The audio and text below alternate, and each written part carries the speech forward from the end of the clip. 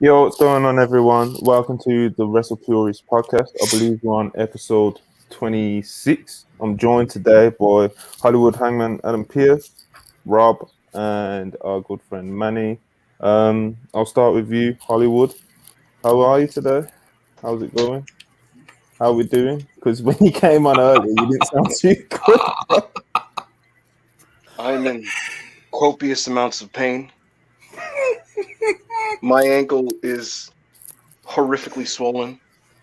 Damn. I am treating it with hydrocortisone cream, and it's doing nothing but making the pain come out even further. Um, I was watching Blood and Guts. I actually just finished the match as my lower extremities are throbbing. But other than that, it's just another normal Thursday day off where I get to talk to you guys. So, I'm gonna try to phone it in and hope you guys carry me. Um, I'm glad everybody's here. I'm glad to see Manny. Rob's in the building. It's just another Thursday, man. Let's get it. Let's talk about the news. Let's talk about Blood and Guts. I think I have a somewhat unique perspective on this main event. So I'm looking forward to sharing that. Not this again. Oh no. Well, yeah, Manny, how you doing, bro? Great. I just finished watching videos of sailboats, and now my article is up. So it's been a good day. Yep. We'll get into the feature shortly. But yeah, Rob, how you doing? I'm all right. I actually just did as well finish Blood and Guts because I fell asleep during it last night. But not saying it was boring or whatever, but I was just tired. So I just finished it myself, and it was a great. You work match. hard, you know. Yeah. So you know what I'm gonna do? I'm gonna throw it to you, Hollywood. Where do you want to start? Lead us. Lead us. In general. Yeah, what topic we starting on first? You want to start on Blood and Guts because you just watched it? I'm gonna allow what you want to do. I'm gonna allow the lovely viewers and listeners of WrestlePurists to file in, and so as they're filing in and getting seated and situated, one thing I do want to bring up is a pretty notable signing in the world of the World Wrestling Entertainment, and that's the signing of one Logan Paul. I think this is a pretty massive deal, quite frankly. I'm not a part of the 5 to 13 demo, but for everything that I know, he seems to be a really big star in that sphere for the demographic of people that don't watch cable. I have relatives that are younger who adore this guy, and for WWE to secure him literally officially under their books and have this guy, if nothing else, compete at their big shows is a pretty big deal. And it can't be like, you can't call this anything other than a positive signing for them because of how good the guy was at WrestleMania, and frankly, Monty, I think if WWE's direction for big shows now is what they went for with WrestleMania, which is just basically pageantry, pomp, and circumstance, and special celebrity or freak show style kind of like quirky matchups with like your key push stars in the main events, it's not a direction I'm opposed to, quite frankly. I think WWE nowadays are at their best when they drop all pretenses of being a pro wrestling company. Yeah, and they just fully lean in. Like when they completely drop that and fully lean into what they really are right now, which is just basically we create big budget content with our key stars and celebrities that'll get attention and headlines. And I think actually that formula has worked out pretty well for them. So again, I think that this signing is a positive, and it's quite a big deal. I don't know how much it's going to mean for their business. I'm not sure. But again, like he was notably encouraging in his first match, and so a guy who was that good in that one match, with access to like a performance center and further training, I this might be a stretch to say, but I think he could genuinely become a very good wrestler. So yeah, he probably will. He probably will. To be honest, he's he's an athlete. A real one. He posted pictures, like I think it was over the weekend or like last week, of him still doing training.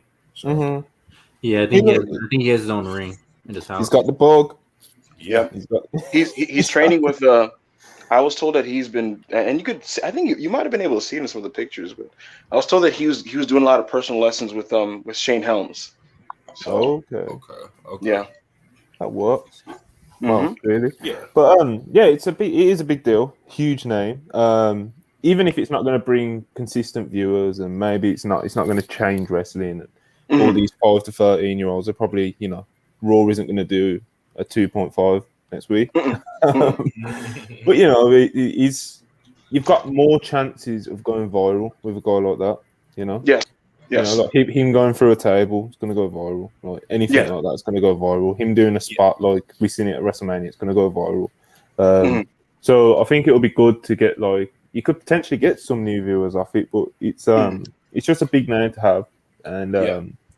like I remember having a conversation with you, Hollywood, after WrestleMania about that is kind of what WWE does best is when it kind of leans into what it actually is instead of trying to pretend to be a professional wrestling promotion. It's sports hmm entertainment, man. So when they lean into all the pomp and circumstance, all the pageantry, all the celebrity, and all the hmm wackiness, and all hmm that sort of stuff, and the Stone Cold comebacks and all that sort of exactly.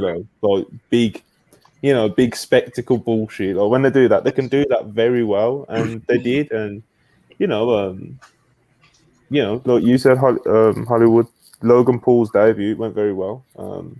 We know Yeah, that he's because athletically pretty gifted. He's charismatic. yeah, So I guess especially with his name coming into it, him hmm being signed on their books, as you said, that's a big deal. And who knows how far this could actually go? To be honest, who knows? Like genuinely. yeah. Because I mean, Yeah. like I said, this company does not care about their mid card championships. They don't care about long term gain. They don't care about week to week consistent finishes that lead to anything from a pro wrestling standpoint. They don't care about the actual matches. They do not care about, the art of pro wrestling as it's taking place before them. What they care about are the moments, the big Mhm, spectacle, Roman mhm. Reigns and certain key women's wrestlers and celebrities and pyro and big stages and getting on Fox and getting a headline or a segment on ESPN or CNN or the local news. That's what they care Yeah. about. And Right. so it's like, literally, like as sad as it sounds, frankly, if they drop the Intercontinental Championship or the United States Championship today, it wouldn't make that much of a difference because that's not on their priority list. So again, those things are just vessels for the certain guys that they care about, which is why like Austin Theory was given it because it's a prop. But again, Mhm. Logan Paul, he's a guy with built-in charisma. He's a built-in name. You know what I mean? He is a star. He is a natural. I mean, when you saw him on those Raw segments, like the crowd is so into his segment, and he's a natural at speaking. Because look, at the end of the day, when this guy was doing celebrity boxing, that's the closest thing to pro wrestling that there is right now. Celebrity fucking Right. boxing. It's Yeah. it's literally carny business. So selling people bullshit and making them buy pay-per-views to see people borderline fake fight is what celebrity boxing is. And You so want I to know remember what's funny? So it's good. so, Someone said in the comments they need to get KSI in. And it's like why that's not? not that's not really out the realm of possibility, to be honest. Monty, I'm gonna be honest with you. KSI. Monty, you know what I would do for WrestleMania? LA, Hollywood, I'd do Logan Paul versus Floyd Mayweather 2 at WrestleMania. I'd have the big rematch at WrestleMania. We've seen both men wrestle. I say we just go for it. And this time we They can don't actually want to script. pay Mayweather, bro. Nick Khan won't Listen, let them pay Mayweather. if Bro. That's not they could happening. ever make it happen, yeah, sure, it's financially not feasible. But Floyd's pay scale is probably much higher than it was in 2008. But here's the thing, man. It's like you could probably script out a better version of that match than like the shit show we got um, on pay per view with those guys. Like that boxing match was abysmal. So imagine if you could just make up a version of their fight where these guys are doing moves on each other. Fuck it. It's like that's what WWE is now. You know what I mean? I don't like that's just what the brand is. So yeah, man. I mean, KSI, come along, bro. Cody Rhodes versus Logan Paul at a Money in the Bank. Why not? You fucking Logan. I think genuinely, I swear to God, I think Logan Paul and AJ Styles would have a better match than any of the Edge AJ matches. Wow. Cook. But I haven't seen the match, so I mean, I can't tell you. Cook, big bro. Now you To be honest. wait, listen, because it's just like when Logan was at WrestleMania, it was just like everybody's looking at him. They're like, oh, he's not gonna do well. Oh, this, that, and the third. But then you just watch him wrestle, and then you watch him play up to the crowd, and it looks like this guy who's only been wrestling. Well, I know he trained throughout the WrestleMania season, obviously, but it looks like he's wrestling. He's been in the ring 5 minutes, and he's better than a lot of guys. Truth be told, he's better than a lot of guys on the indie scene right now. Better than a lot of guys on their better than a lot of guys on their roster. And playing up to the crowd, doing his moves, selling his moves. So I think him versus AJ, like you said, him versus a few guys on that roster. Even though we're not really the biggest Theory fans over here on this side, I think him versus Theory would still be a good match. And so I think this is a big signing for them. Not only just that, but I don't know if you touched on it, Hangman. Think about this. I'm not saying he has 20. I looked earlier today before we started the pod. He has 23.5 million on YouTube.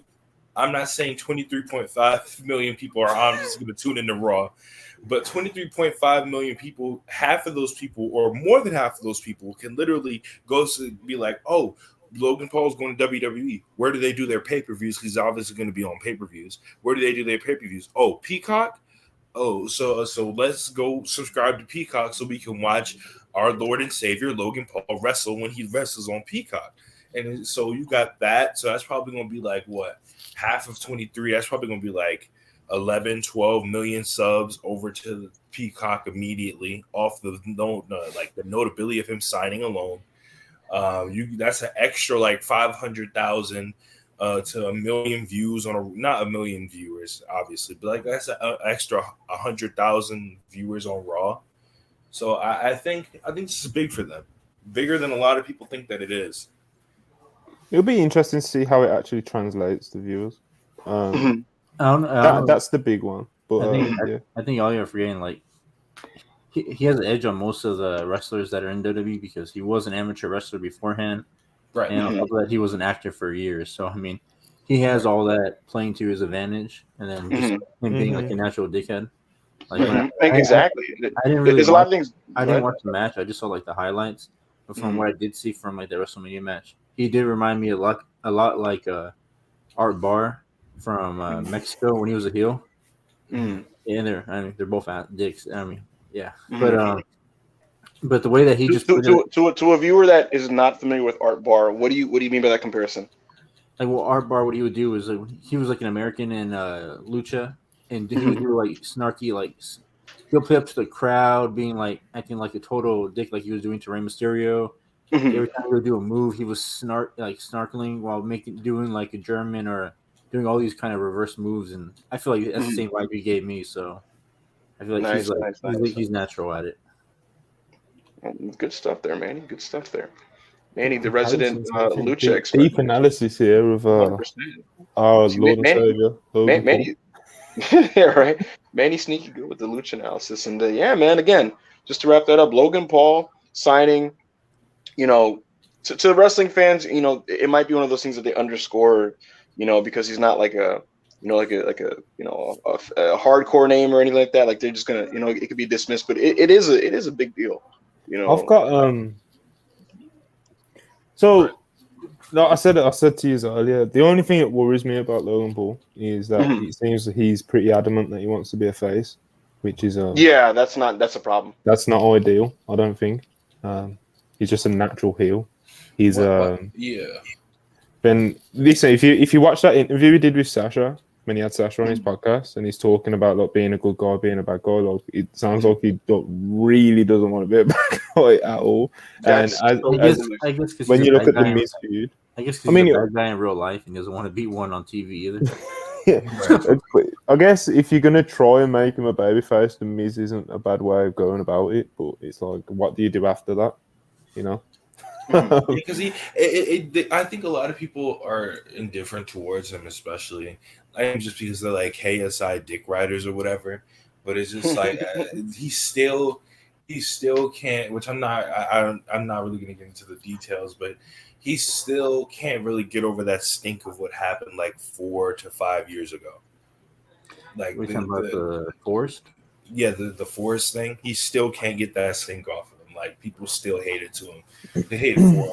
Like hate him for it to this day. It's a genuine blunder and a really fucked up and stupid thing he did. I think it's just it's emblematic of like when you're an influencer or an engagement farmer, you always do like just stupid shit, and there's always like that one thing that's just way too far, and that was certainly just some dickhead shit. And look, I don't begrudge anybody who dislikes Logan Paul because of that. You know what I mean? So hello, sir. Yeah. Oh my god. Base Logan Paul would last a month max. Shout out to Israel. What happened? So do we agree? Yeah. It depends how long the Miz stuff goes. I think it's literally the life of the Miz feud that you might be able to get out of it. And even then, it's a struggle, bro. Like, it's a struggle. Like, he's one of the Paul brothers, man. Especially with Jake running around just being like the biggest heel in the world, literally. Oh, yeah. Yeah. Logan Paul holding it down for Cody Rhodes. We respect it. I guess I actually would. I think that feud would be hilarious. How do you feel about the other big WWE signing that they signed yesterday? Valerie Lareda. Yeah. Yeah. We'll see what happens. Valerie Lareda, everybody. She's a Bellator MMA fighter. She's a beautiful Cuban woman who recently just made her signing. Everyone's saying, "Oh, she's got so much potential. She's going to be a star." Like, bro, just say it. Like, she's an attractive woman. Like, yeah, she's really. You know what I'm saying? Like, there's literally nothing that points to her being like. It's not like Logan Paul, who we just talked about. We have no semblance of anything. She didn't have a particularly good record in mixed martial art. She had a losing record. It's not even that. It's not even like she showed charisma or anything. Like, no. She has a big ass, you know. Yeah, she's more nothing against that. I am rooting for her to do well because I like my MMA people coming over to pro wrestling. She seemed when she done the interview with Ariel announcing that she was joining, she seemed really fired up and emotional and happy about it. So you know, but all these, I'm just saying, it just made me laugh how people were reacting like they just signed fucking a number one draft pick or something. you know that reminds me of Monty. We get it. She looks great, you know. Parker, you know Monty. I mean not Monty. You know what Parker once said that had me dying.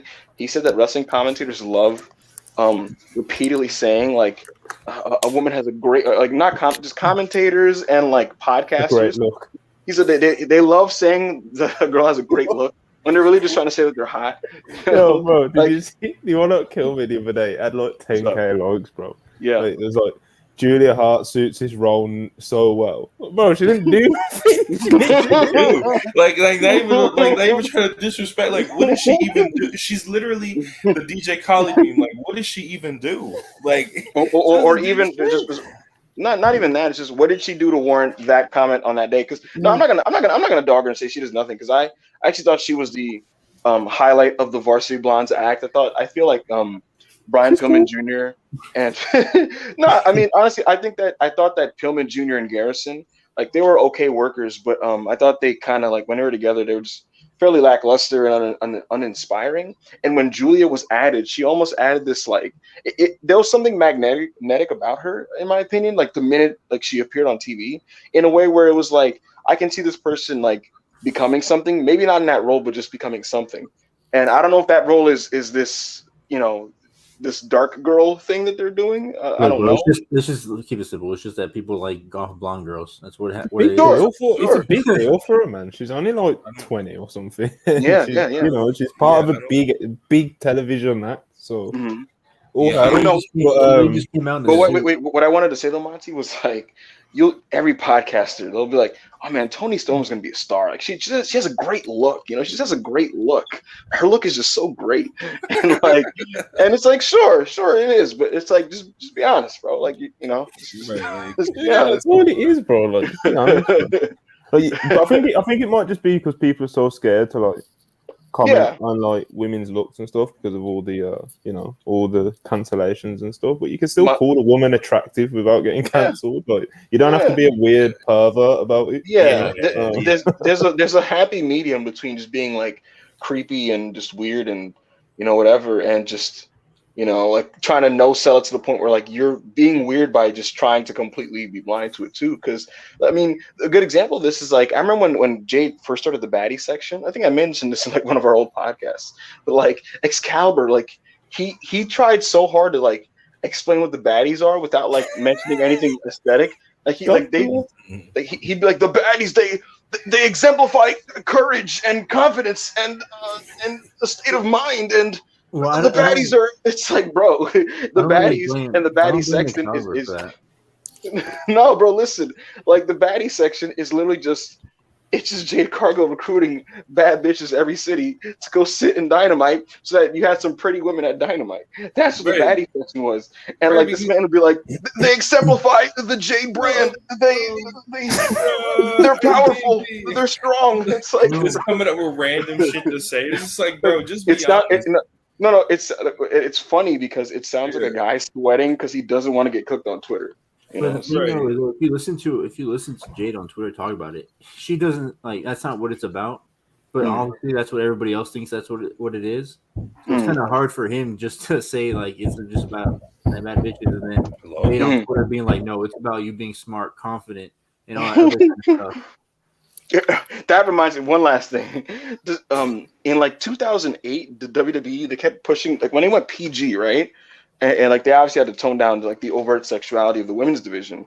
And one of the things they did with their rebrand was like WWE divas, smart, sexy, powerful, and they kept like pushing that thing. So yeah, but look, Valerie Lareda, best of luck to her. Yes. I'm sure she'll do fine.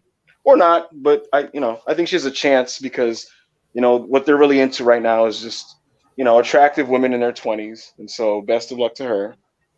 And just to quickly round off this kind of before we get into blood and guts. Yeah. Talking of ins and outs, AEW seem to have let Alan Angels his contract run out. I'll be honest, I was slightly surprised. Yeah, I haven't really got too much more to add to it other than I feel like the reactions sometimes whenever any wrestler gets released from any company, it seems to bring the worst out of like certain fans. Because like there was like a certain group of AEW fans that like weren't allowing fans to be bummed out about Alan Angels getting released, sort of thing. It's like maybe they just liked him, man. Just let.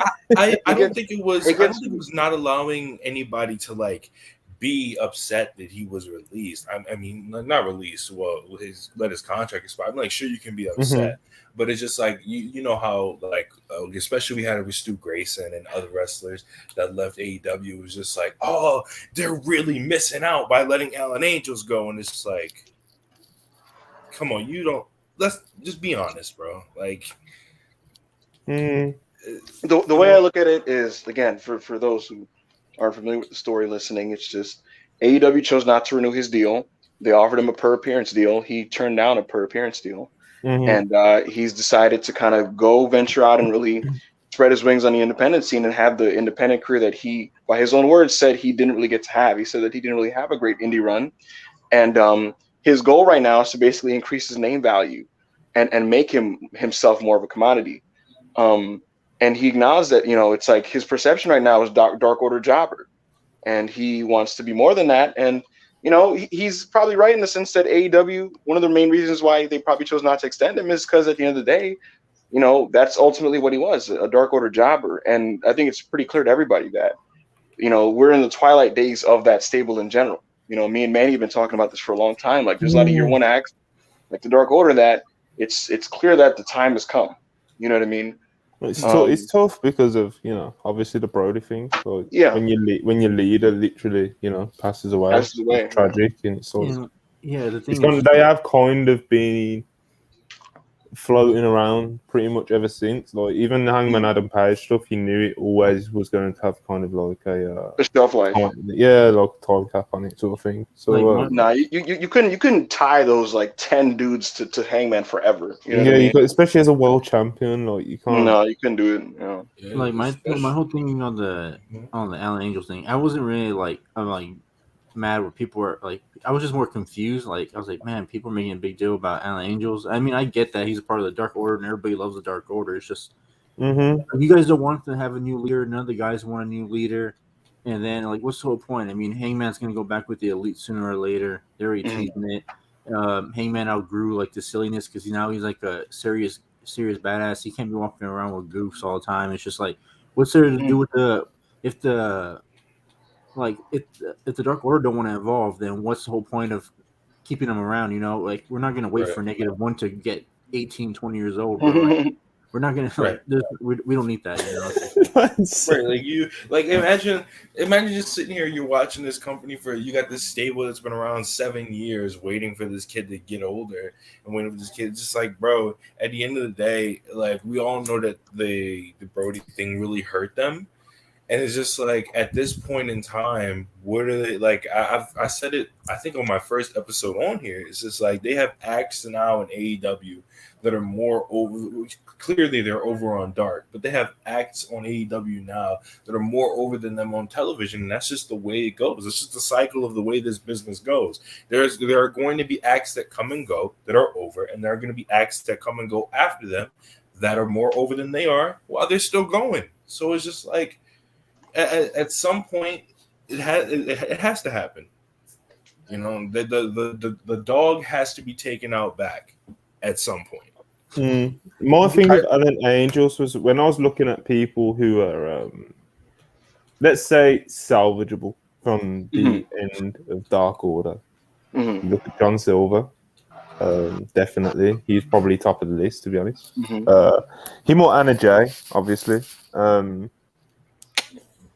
Can I say something real quick? You could have Reynolds with Silver, obviously, as a tag. Then I think under that you'd probably have Alan Angels, not even when Stu was there as well, because of his age, man, and he's actually like good. Like he's good enough for Kenny Omega to want to wrestle him on TV. They literally don't have a world champion like guy in their faction. It would help if they had somebody on that level. To me, like I just see Silver as. Especially now with the TNT title changing, like the perception of what it's going to be, like at the highest level. I mean, so what is Silver just going to be an All Atlantic, and that's going to be the ceiling for your division? Is an All Atlantic champ? He can definitely. He's a good TV. He's good to have on TV. If that makes sense. I think he just kind of like brings a certain energy where you'll always be able to find a role for him. Yeah, but I'm saying more of like the perception of the Dark Order. If that's like the ceiling of like your top singles guy is the All Atlantic, I'm just.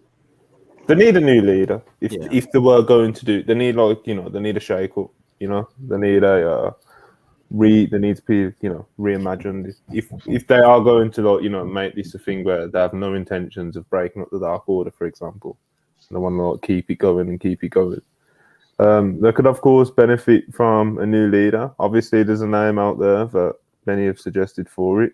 I don't think that's really possible because of his The thing with Bray, he's not going to come cheap, is he? And for the role that he'd play in AEW, I don't know if it'd be worth it. But if they could come to a deal, I'm sure it would pop a lot of people. I don't know how I would actually feel about it. I don't even know how I'd feel about the Dark Order actually being re-envisioned, but I just think that would probably be the only way. But yeah, man, I guess we'll see what happens. Alan Angels, to his point that he made himself, he didn't really get that indie run before AEW, so at least now he can go out there, have it, try and re-establish himself in a new image, and he's plenty young enough to go and do that and come back before he's 30. So, good luck to him. Should we move on to Blood and Guts now? Are we ready for that? Or sure. Can I go over a couple of things about Dynamite before we get to this main event? Anything you want. Sure. So just a quick rundown of some stuff. I want to put over the just the show on an aesthetic level. I thought that when AEW runs big venues, they don't shoot it like it's a big venue, unfortunately, a lot of times.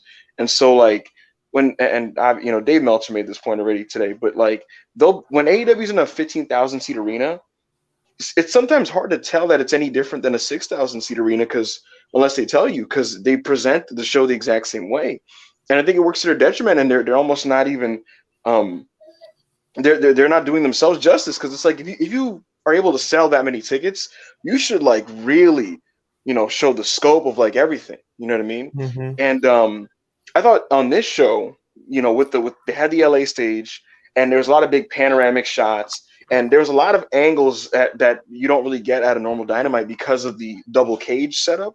And so you really got the scope of things on this show. And I just felt like with the crowd and how enthusiastic everybody was and the size of the arena, this felt like a really big time show, just visually and the way it was presented. So like I was just really able to get into the show just from that standpoint. I thought the first hour was not particularly eventful in terms of content, but not in a way that was like harmful, if that makes any sense. It's one of those weird things where like I didn't think anything was actively bad or special, but I did enjoy like the flow of the show. Like Kind of just happened, didn't it? Yeah. Like it's things like there was. It almost felt like Tony was just threw some like borderline filler content into the main event. Mm-hmm. Do you know why? What? Because people have COVID and stuff. Yeah, right? and Dave said that they had to figure out who's going to be on the card the night of and the day of the show. Yeah, I'm sure. But I guess the point I'm making though is the thing is the way the show flowed, and because like we were kind of focused on very key people on this episode rather than the usual Dynamite, which is like kind of like let's get to everything, you know what I mean, and fit it into hours.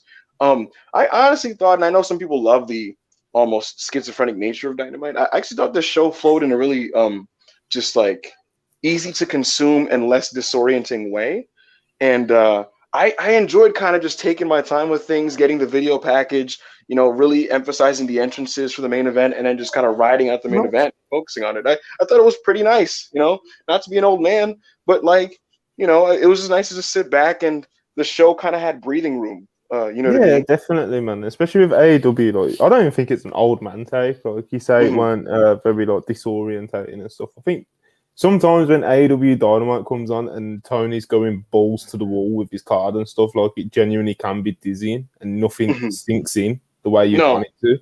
Nothing's allowed to breathe, and it's just fucking high level. Fucking 3-star match, 4-star match, 4-star match, MJF segment, CM Punk, blah, blah, blah, blah, blah. It's just and in between all those things is these quick cuts to like either the 30 abridged versions of video packages, if you notice. Like they'll take the Road 2 video packages and shorten it to like 25 seconds. And so like it'll be like, we're gonna take a look at this thing, and it'll be like now we're gonna take a look at this thing. And it's Tony Schiavone in the back 30-second promo. Tony Schiavone's in the back. Someone's like talking for like a second. Someone jumps them, and then like mid beatdown, you just cut to like there's like we're back in the ring here. Christian's coming out or something, and it's just like, geez. And like within like 3 minutes, like 2 segments happen. It's like Russo on crack. So yeah, like just having this big show with the crowd just kind of having a good time with what was happening, and you just had your 2-3 matches. And then we got the video package leading into the main event. It just felt like the show had a lot more space. You know what I mean? And, I'm not saying this has to be the formula every week because you have so many people on the roster. But I'm just saying that to build to like this every week. So certainly. But just in general, I just thought it was nice that the show had space to spread their legs a little bit. And I think it's something for Tony to look into, because a lot of people always say, you can't do the video packages on Dynamite. It kills the ratings. You can't do the packages, this and that. And, because people always say, like, people make that argument against it, right? But I mean, we saw this week's Dynamite did their best number in months, And I mean, I don't know if the minute by minutes are out, but I'm telling you, if the minute by minutes are out and that video package didn't tank viewers in any way, I'm going to take a fucking victory lap. I'm going to dunk on hella people, because it's just like, I think there's power to just letting fans know how we got here and presenting it nicely in a professional way, instead of just jumping into it like, oh, the story already, let's get to the match. It's like, you know what I mean? Like, fuck. Yeah, it's crazy. It's crazy how opposite end of the scale WWE and AEW are in that regard. Like WWE bore you to death with replays and treat you like a child who can't understand or remember anything. AEW on Wednesday, did they? I don't even think they've done a Forbidden Door package or anything. No, So it's no, like- they didn't. They acted like Forbidden Door. They just had one of the greatest American wrestling shows in a long time, in my personal opinion, in Forbidden Door. Mhm. And I thought the show was sensational. And it's Mhm. almost like it was no sold the next night on the next Dynamite. Right. Like it's like, suck your own cock a little bit, man. the You only guys, time- you guys put on a tremendous show, and like all we got was like a brief mention of like you can order a replay of that, and one of the other comments is going, "Yeah, that show was great." Anyway, back to this like Orange Cassidy match. Always like sorry, man. Just quickly. Always like a quick recap at the start. Just at the start. It don't have to be like 10 minutes long, but The only recap you're not going to tank viewers before the show actually starts. If that makes sense. Yeah. If, up, Manny? if the show starts like last week, this happened. People aren't going to be, oh fuck, get this up. No one's going to do this. No. The only recap we got at the show was just Tony Schiavone saying that Orange Cassidy and Will Ospreay, I think, was a 5-star match. Like that's the only. Yeah, that's what I'm I saying. remember that. Yeah. I'll tell you this, man, Monty. See, WWE treats viewers like they're completely just dumb and they don't know anything and they need everything explained, right? AEW treats their viewers like they're gonna break into like a rash if they don't see like something happening that's stimulating in any way, like in every 2 seconds. And they act as if like the one match is done, and if they don't get another match in like 5 seconds, they're just gonna like become crackheads and scratch themselves and shit. It's like you can sit and like take something in, like you can listen to a promo for a little bit, man. You can get you can watch a video package. It's not the end of the world. But yeah, again, I just find it interesting that they did the package. The show did a great number. The show had some breathing room. We got to focus specifically on very key players, and it didn't hurt the show. I thought it helped the show. Another production thing I want to add is just like the commentary just felt so fresh with it just being Taz, Excalibur, and Tony Schiavone. Like it just felt like fresh and all that. And I was kind of like hoping, and like I saw a lot of people on Twitter saying that they hope this is the new commentary team. And like Dave on Observer, he kind of confirmed that was going to be the new commentary team. And then JR is just going to do the second hour of Dynamite. Pick his spots. Yeah, he's going to do the second hour of Dynamite, and now he's doing Rampage. Jim Ross on Rampage is interesting. Yeah, everyone knows I love JR. Anyone who's listening, I do too. Even for all his flaws and his botches and his fuck ups, and so I fucking adore JR. So same. But I think, like, say for example, the usage of him last night, just kind of even the usage of him at Forbidden Door. Just pick your spots with him. Right. Throw him in there for the matches that you know he's going to be fired up for and care about. You may get a few names mispronounced or WWE names said or whatever, but like I said, I love Jim Ross, and I'm not blind to the criticisms of him at all. Like the way I get it. If you think he's past it and he shouldn't be AEW's commentator anymore, like I get it, but I have kind of like a voice of my earlier days, man. I'm one of those fans that has one of those I've got that sort of attachment to JR, man. Monty, I agree with you, and the way I look at it is, are some of the criticisms valid for JR? Sure. The thing is, a lot of what people don't like about him are things that aren't issues for me personally that hurt my experience. Like, for example, calling him Cesaro a couple of times really is not the end of the world for me personally. I'm not personally angry when this guy calls him Cesaro. CM Punk botched and called Bryan Danielson Daniel Bryan 3 times on one of his guest commentary spots. Tony Khan called Ruby Soho Ruby Riott at a guest scrum. Shit happens. When these people are attached to one name for like a decade, you're going to remember them initially in your mind as that. And for some people, it's going to be a tougher adjustment than others.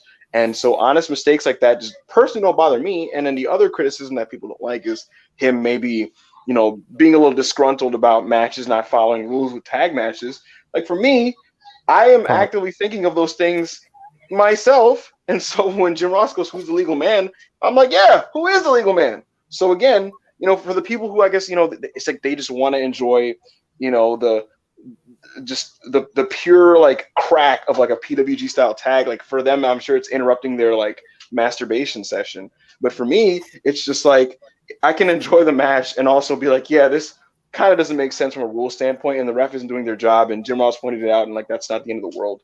But yeah, I love JR personally. I still love JR. He's obviously not the Jim Ross of like 2001, but I still think he adds to big moments, and I'm not opposed to him being used for big matches. And like the thing too is like I don't know if I read into it, like read into what Dave was saying. It seemed like since he said this is his last year of his deal, seems like they're gonna starting to phase him out and stuff like that. That's how I read. That's how I read it. What he was trying to imply, but that it seems like this is his like final year where they're just gonna I have to do like special, like his last years in WWE, just special matches and stuff. maybe we'll see. I was in one of the group chats that said that Jim Ross signed a new contract. So, Yeah, this but is his I'm last gonna year. have to. This is last year of his new deal. Like he only extended for a year. Oh, okay.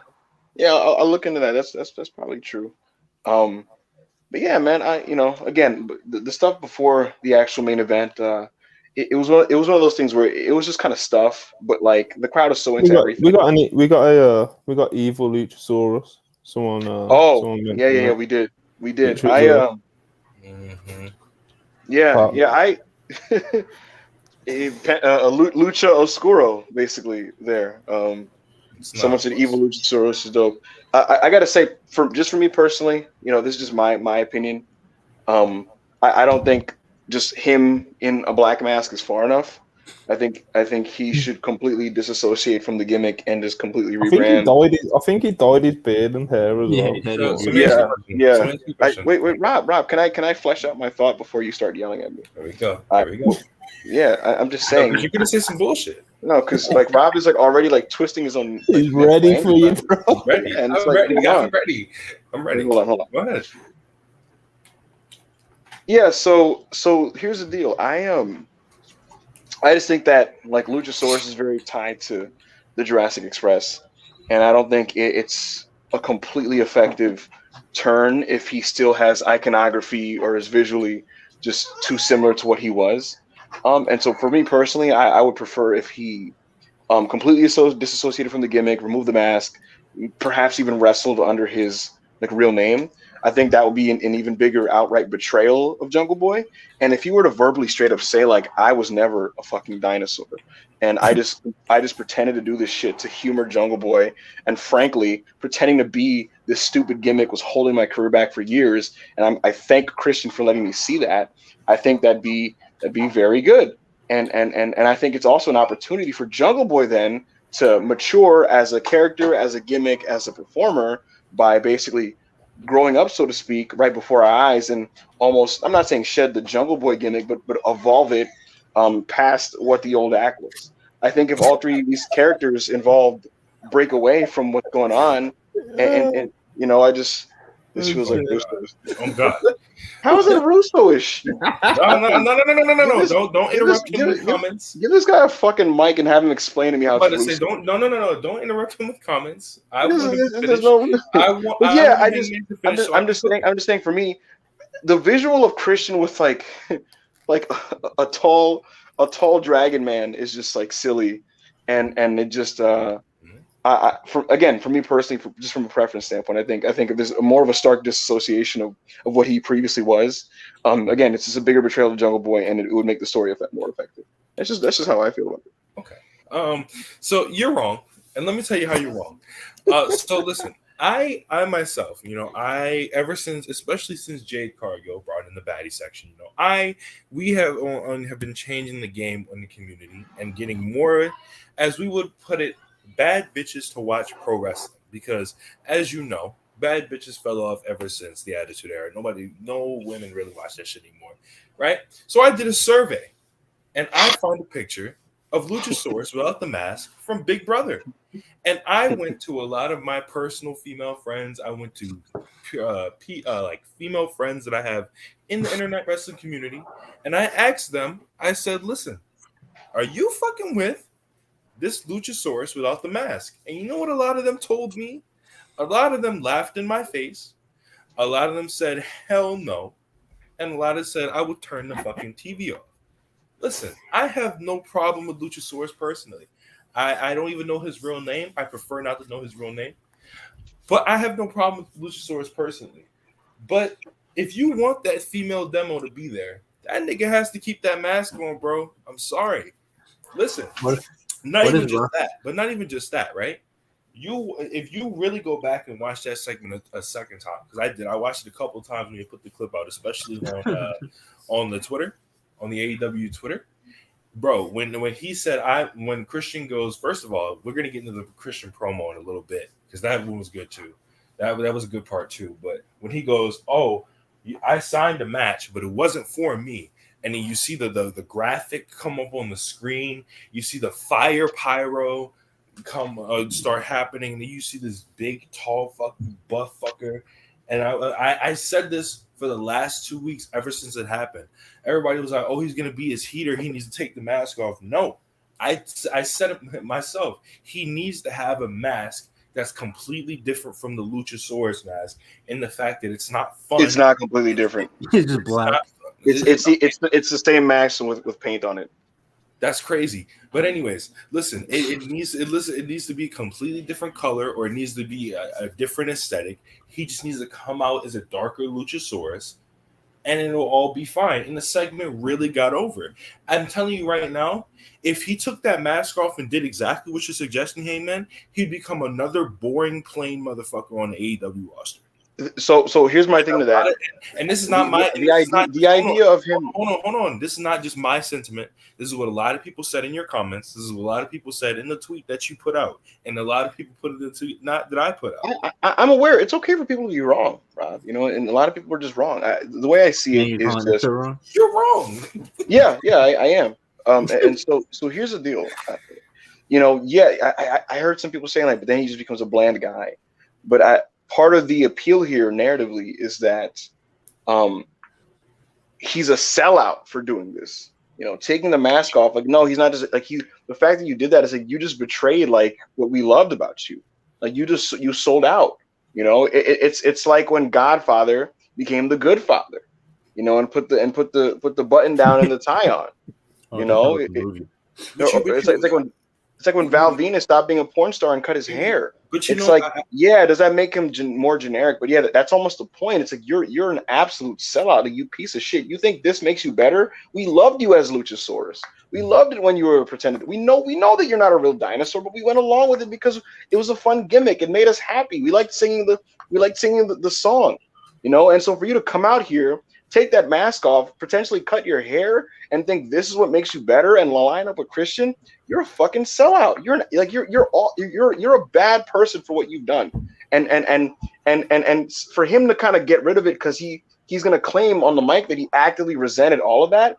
It's gonna be even more of a blow to fans, you know. And I think it just makes it more striking and biting, that whole aspect of it.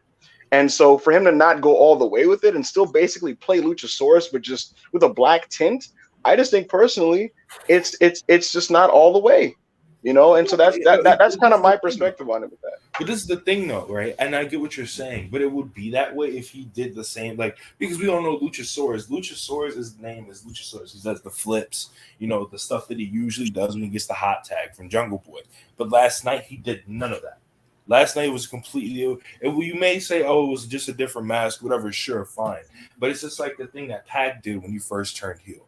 It's like Pac not completely stopped doing all the high flying stuff, but he changed his style around so it wasn't crowd pleasing, it wasn't audience pleasing. He didn't want to get cheers. He didn't want to get none of that. Plus, somebody just said it in the chat.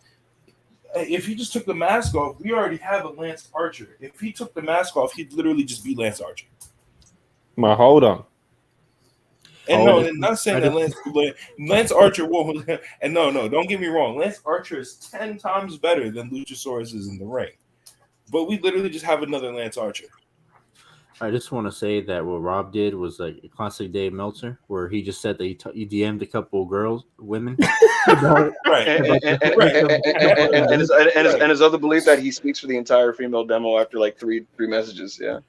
Right. No, and it's just but it's just we did deep research here at WrestlePurists, bro. We do. Listen, we dot our I's, we cross our T's. Right. We do our due diligence. Right. You know, we do our due diligence. Rob, I respect your research. I respect your views.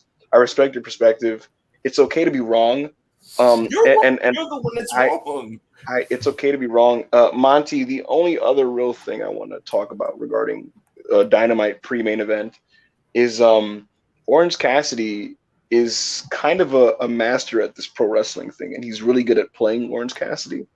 And he had a crowd that was very cooperative with what he does, which is every crowd, frankly. And Mhm. Ethan Page is a pro, and so Orange Cassidy was able to just go real old school and just work a very simple opening match built around a body slam, and he got the body slam over. And so that was very impressive, and I give kudos to him to basically build to a body slam and then do the body slam and then just win his match and get over. So shout out to Orange Cassidy. I don't really got anything to say about Orange Cassidy. Just now that somebody that we know pointed out that he looks like a shark, so now I just every time I see him, he just looks like a shark. And What then does that even mean? Man, you have really to get over this hatred of Orange Cassidy. Like, I don't understand. I mean, if the stick doesn't work for you, it doesn't work for you. It's not the end of the world, you know. But I think that it was a good match. Though. I mean, it was all right. yeah. It Well, he got his new entrance as well. Oh yeah, absolutely. Yeah. I see a lot of people like disappointed that like Where Is My Mind is gone, but in my personal opinion, I was never that big on that song, to be honest with you. And I enjoy this new Jane song. I personally think it fits his vibe a bit more, and it's a bit more upbeat and inspiring. So I dig it. I like the new theme. And I actually like Dan Lambert getting Chuck and Trent taken away, like sent to the back because they don't have manager licenses. Sure, That was pretty funny. Someone asked, so I'm just gonna put it up. But could you guys see Orange Cassidy as champ? Nope. No.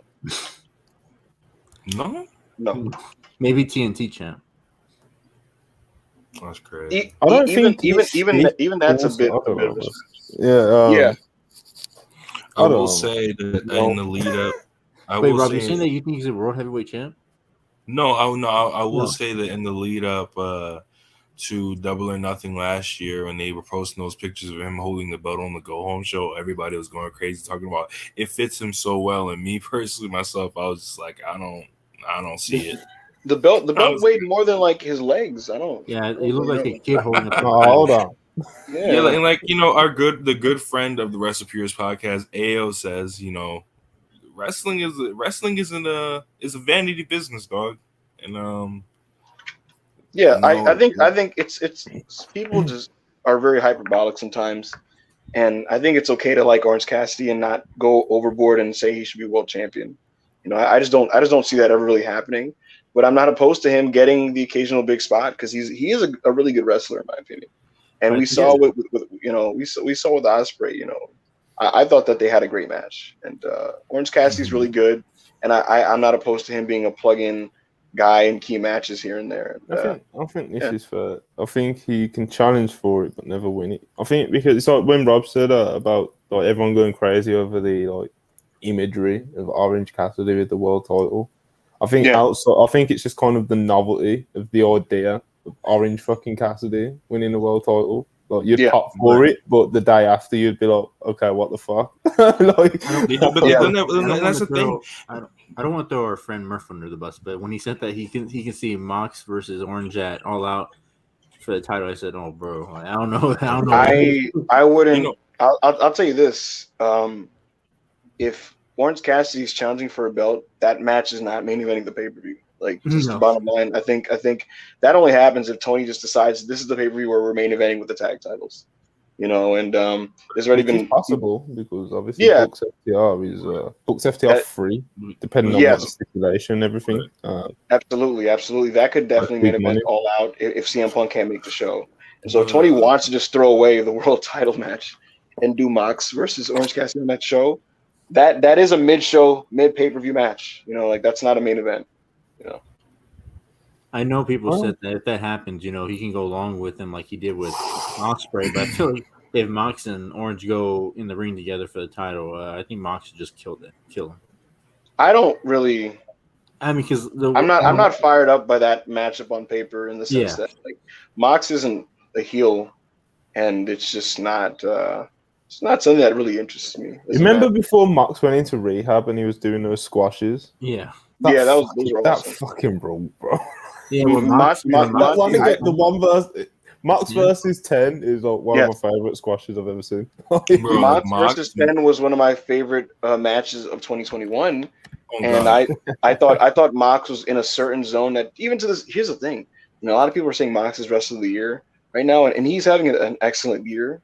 But still to this point, I think those 2 weeks before his rehab, he tapped into an unreal zone that he's never ever been in before. Is that Or when he cut the promo about his daughter? yes, Yeah. cut the promo about his daughter, and he went yeah. absolutely kill zone on Wheeler Yuta and 10. Yeah. And he was en route to having like just an incredible match with Bryan Danielson. And the match that he ended up having was very good. But I think that he was just in a certain headspace in November and like October, November, that like it's just really unique and hard to tap into again, I assume. And he was just in a certain mode at that time. That was just tremendous. But Yeah. to switch gears, what did you guys make of the Jericho Appreciation Society entrance and their gear and all that? Danny Durag. Yeah, Danny, bro, Danny Durag. Durag. Durag Danny. I didn't even notice that at first when I first watched it, right before I like passed out or whatever. But like when I was watching it, dog, and the second time and I saw Danny with the durag, dog, I was like, what's going on here? Like, that's one aspect of the Jericho Appreciation Society that I've really come to love. It's like Jericho. And I feel like a few guys in the group are just like, we're sports entertainment. Sports entertainment is very over the top. So we have to have these over the top, nonsensical outfits. Yeah. Mm-hmm. That are like out there. What I said on Twitter yesterday was like, these guys claim to be sports entertainers, but like, when they don't wrestle like it. They just go out there and beat the fuck out of people. That's just how they are. Which is kind of like a good contradiction to their. I don't know about that. I think they do wrestle like sports entertainers. Really? To be honest. Yeah, They do certain things. Wrestling like sports entertainers doesn't inherently mean bad wrestling at all. I think at the core of their performance, ultimately, is that the people like 2.0 are stooges, and they're there to get heat on the baby faces and ultimately bump their ass off and sell their ass off for these guys, and then grovel and kind of eat shit and be sneaky and pesky when they kind of regain control. And those are things that are very much focused on bullet points when you're a sports entertainer. You're wrestling in WWE as a heel, as a smarmy heel. So it certainly is actually. I don't think their wrestling contradicts their MO at all.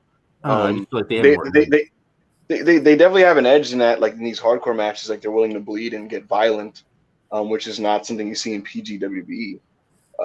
And yeah, they're very scrappy. But ultimately, like at the core of like what their performance is, like they're still sports entertainers. They don't. Before we actually get to the match itself, I do want to say that what's it called? I do want to say that Jon Moxley had one of my favorite Jon Moxley entrances. I thought he looked like a superstar.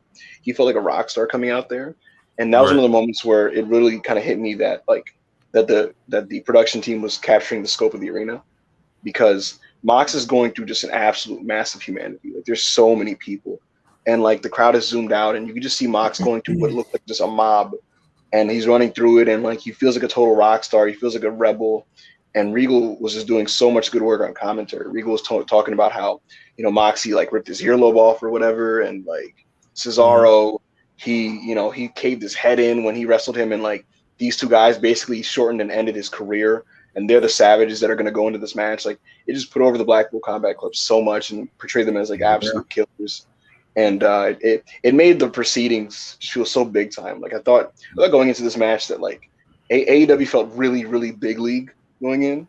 So yeah, I feel like every time Moxley has one of these big superstar feeling entrances, it makes the people that be like, oh, I hate Wild Thing look so fucking stupid, because it's like him coming out with Wild Thing, and especially now that he's got the interim AEW belt, him coming out with Wild Thing, doing the theatrics and stuff that he does when he walks to the audience, which is not even like extra theatrics. It's like him. I'm coming through here. I'm walking through all these people, and I'm coming to just fuck you guys up and leave.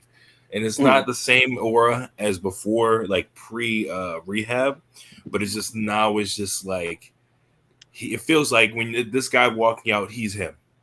Like, Absolutely, he's the top star. Jim Ross compared it to Steve Austin, and William Regal agreed. And yeah, man, he walks out there like he's a bad motherfucker. You know, I felt like he was turning into his Steve Austin era way back, even before the rehab. Like I like, especially the way that he looked and everything, which he didn't look good, obviously, now that we know what was going on.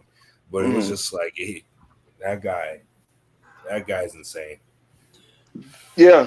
So you know what? I guess let's get right into it, man. I'm gonna save myself for last, but just as a general overview, what did you guys think of Blood and Guts? Overview. It was great.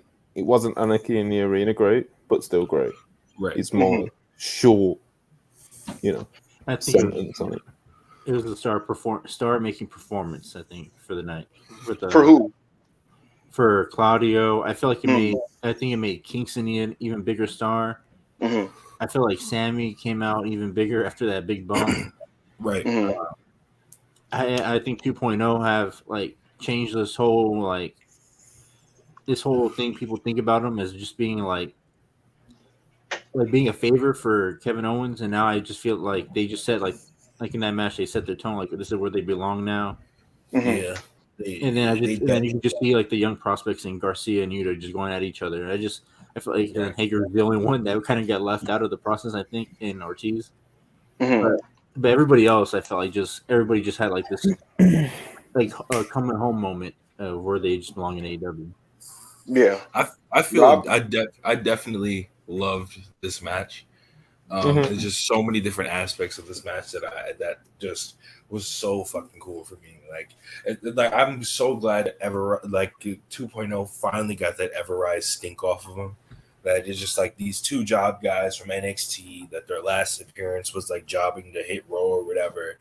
They're nothing but jobbers, and now like they've established themselves not as stars, but definitely not job guys. One of my favorite moments since this, especially as a kid, like they were one of my favorite tag teams.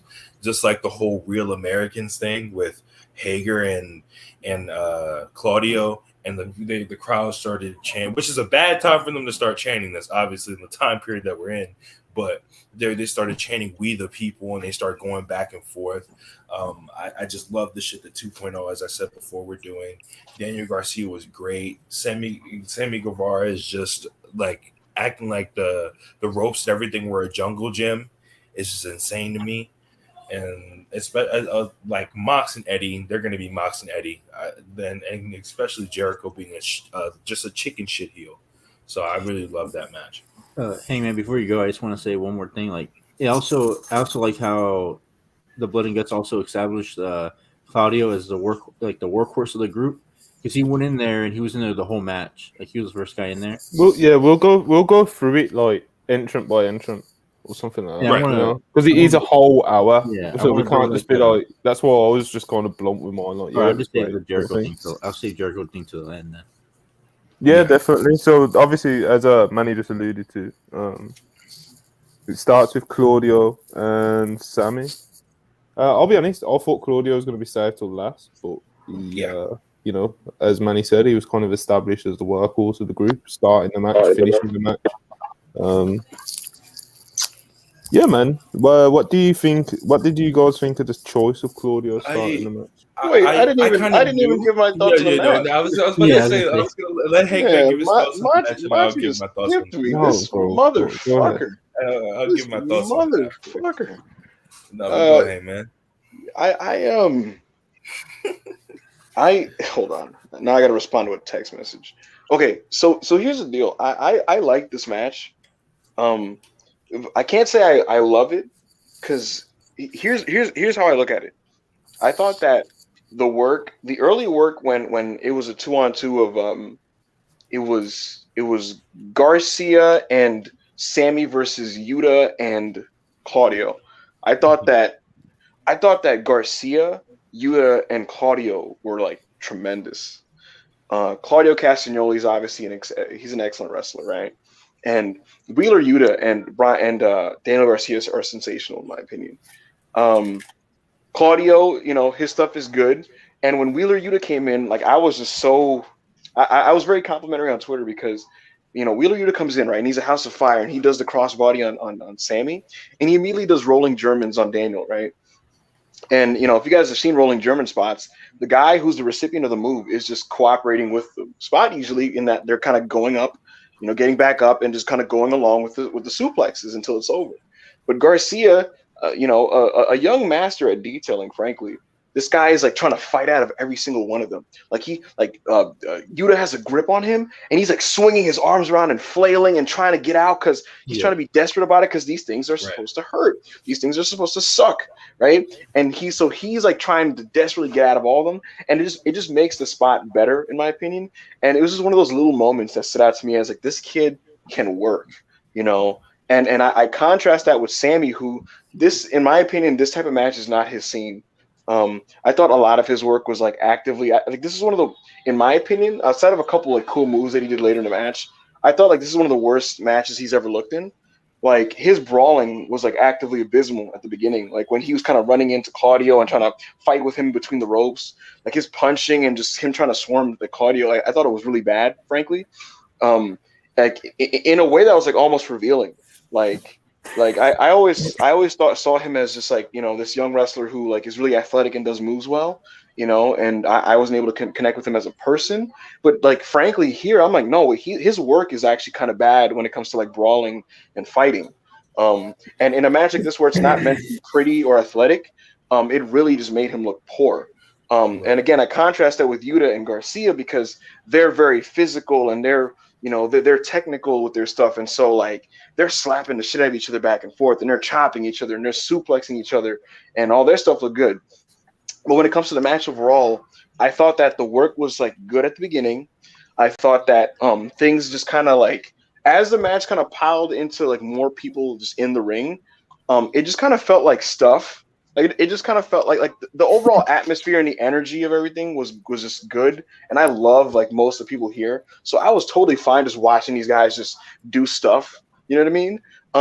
But frankly, I thought from a work standpoint, it began to trail off at that point, and what held the match together was Eddie Kingston and Chris Jericho being the emotional cores of the conflict, and kind of carrying this match with character work.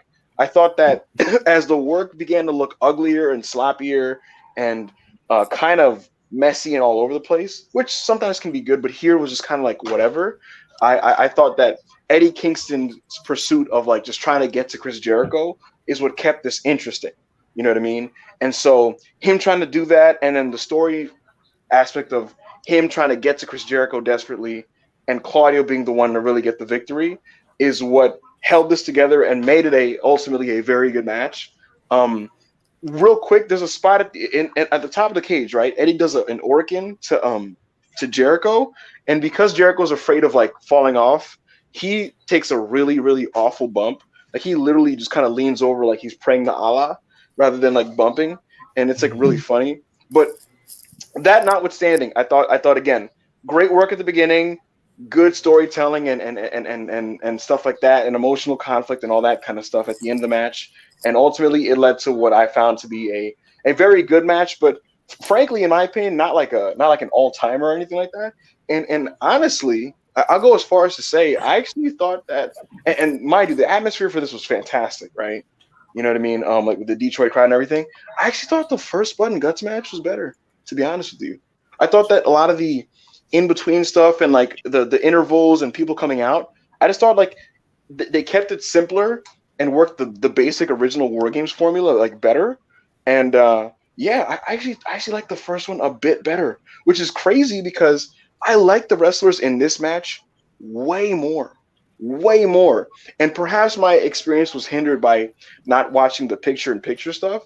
But I just thought this was kind of like, after the initial parts, I thought it was just kind of like stuff until like we got to the heart of the storyline with Eddie Kingston. Yeah, well, I was.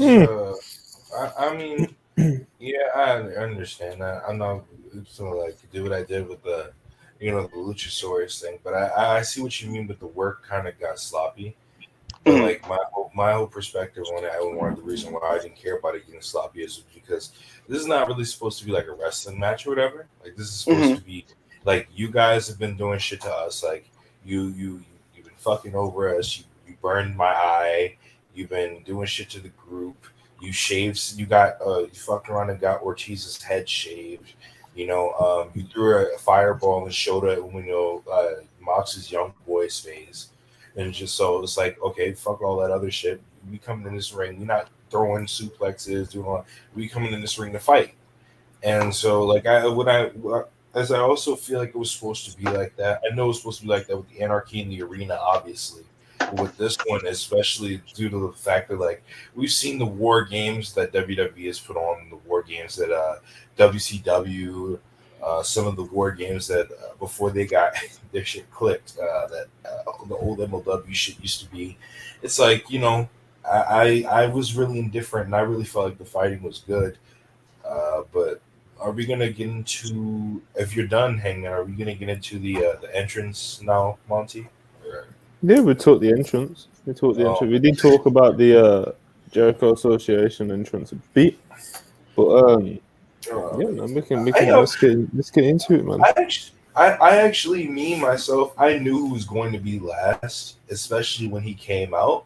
Like Eddie, we didn't talk about Eddie's entrance enough. I feel like because Eddie's entrance was actually, I didn't like it more than Moxley's, but it was up there with Moxley's. It was just like, it was that big fight feel, like especially with that look he had on his face with Santana and Ortiz, and the way the camera angle was, and the way it was shaking, and it was just like you could feel that Eddie was coming in this match to like do some damage. Yeah, it was his match, It was It was his match. I personally did prefer it to the Moxley entrance, to be honest, because there was just something really like grating about the Moxley entrance for me, and that was that they didn't announce that he's AEW World Champion.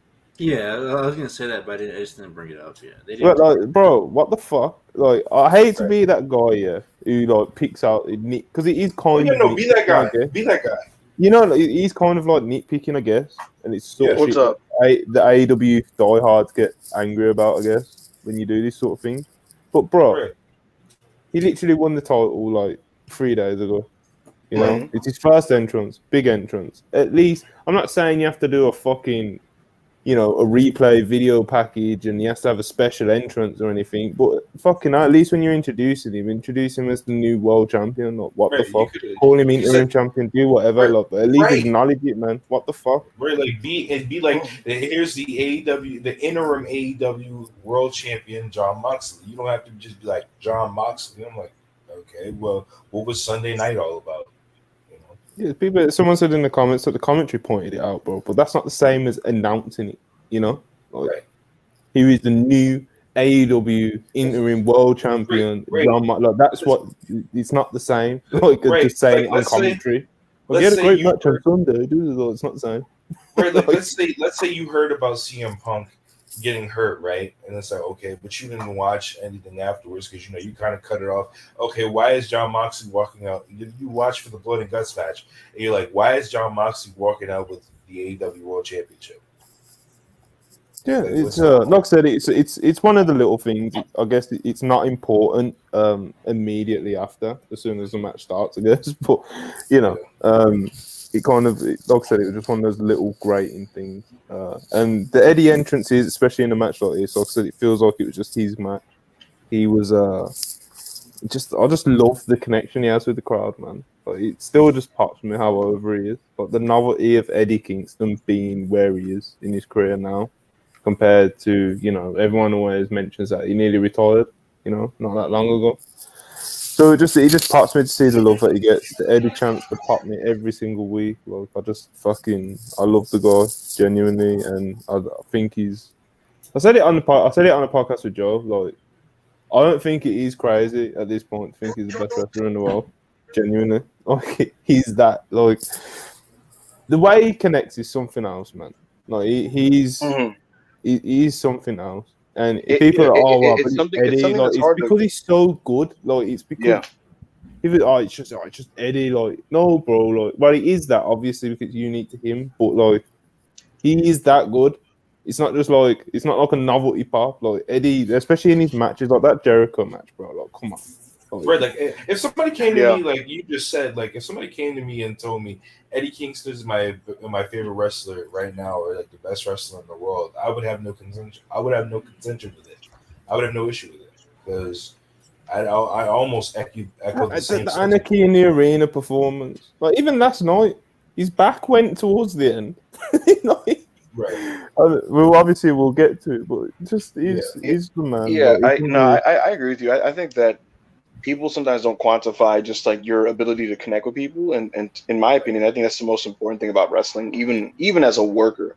And because it's like we're in an age where like so many people are skilled and are skilled with the ability to athletically perform moves and things like that. Eddie out It's there like, with his gut. what's up? Then you just have Eddie out there with his gut getting the loudest reactions. Yeah. And my thing is just like, if most people in today's day and age with wrestling are trained and skilled enough to just do moves athletically, to me it's like rewarding and ranking the top wrestlers in the world and putting guys who just are great at that is a disservice to people who again are able to go deeper, to cut beyond that, frankly, and have matches that just connect with people on a human and emotional level. It's like wrestling's supposed to be about human conflict, because otherwise then it's just exhibition. And there's tons of guys who can have 5-star matches from a work standpoint of just doing moves, and I think there's very few who can do what can elicit the feelings that a Hiroshi Tanahashi can do, or an Eddie Kingston. It's why I remember one of my friends. I got his tweet up in front of me because I remember this. I took exception to this. Like my friend tweeted that like the 5 best wrestlers in AEW are Andrade, Kenny Omega, Bryan Danielson, Pac, and Nick Jackson, and those 5 guys are all really, really great. They're sensational, right?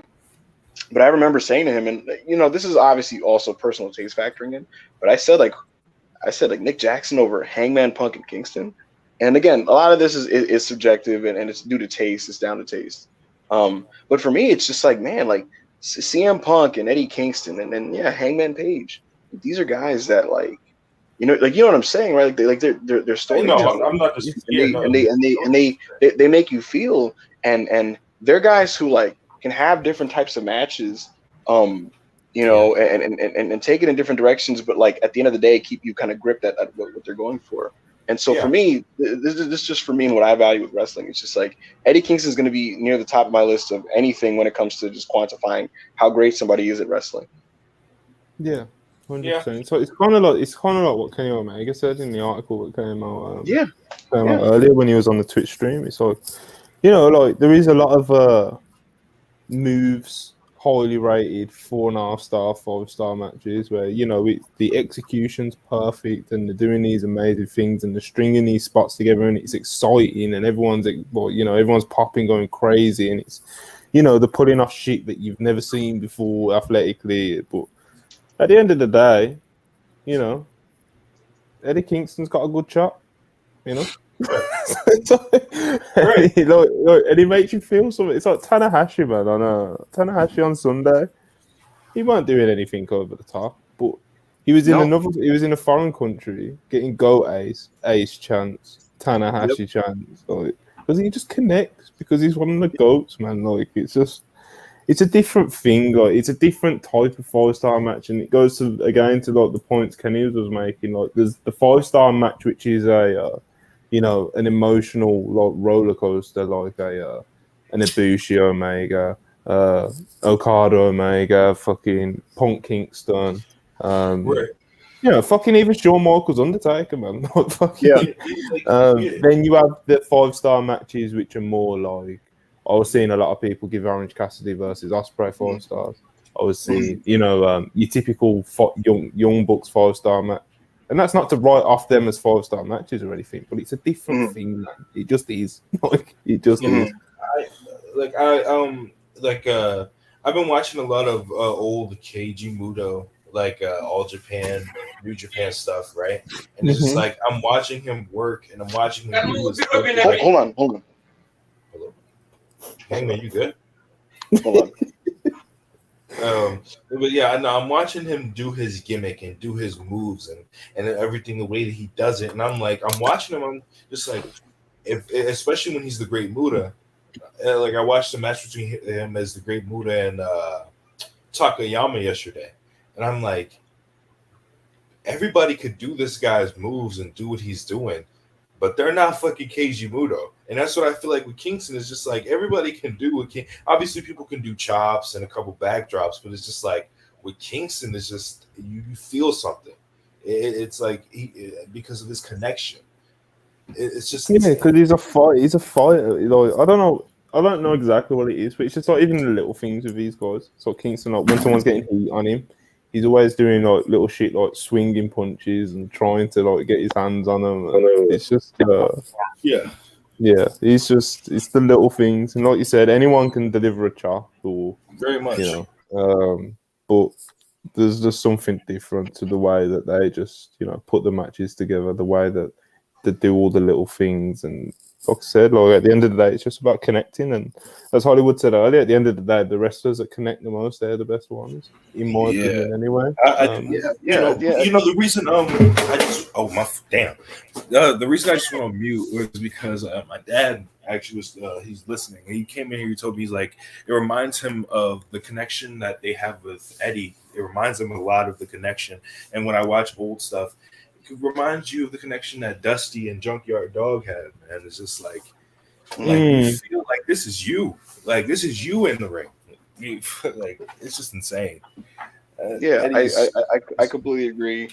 I think ultimately someone replied on my comments because Kenny Omega made some additional just comments on his philosophy of wrestling today, and someone in the reply said that Hiroshi Tanahashi versus Kenny Omega in 2019 at Wrestle Kingdom was essentially, like, from a storyline standpoint, it was like a clash of ideals, and it was essentially basically Tanahashi fighting for just like the purity and the fundamentals and the spirit of what wrestling is supposed to be, whereas Kenny Omega was very much pro, like, expanding wrestling beyond like the boundaries that it's been beholden to for centuries. You know what I mean? Right. And Kenny's philosophy at the time was basically just like wrestling can be so much more than what it actually is, and it's wrong to try to limit wrestling and put a shackle on wrestling and this and that. And that was almost his kayfabe way of basically saying, like, there's nothing wrong with wrestling spot fest or doing this or doing that. And and it's funny because in the match Tanahashi won. And I think ultimately, it's subjective to say what philosophy is correct, but I think what is proven and shown is that feeling is what endures, generations, decades, whatever, and it's why Hiroshi Tanahashi can have relatively unspectacular offense for 2022 standards, but still make people care more than anybody else in the show did. I think it's just ultimately it's like making people feel, making people care.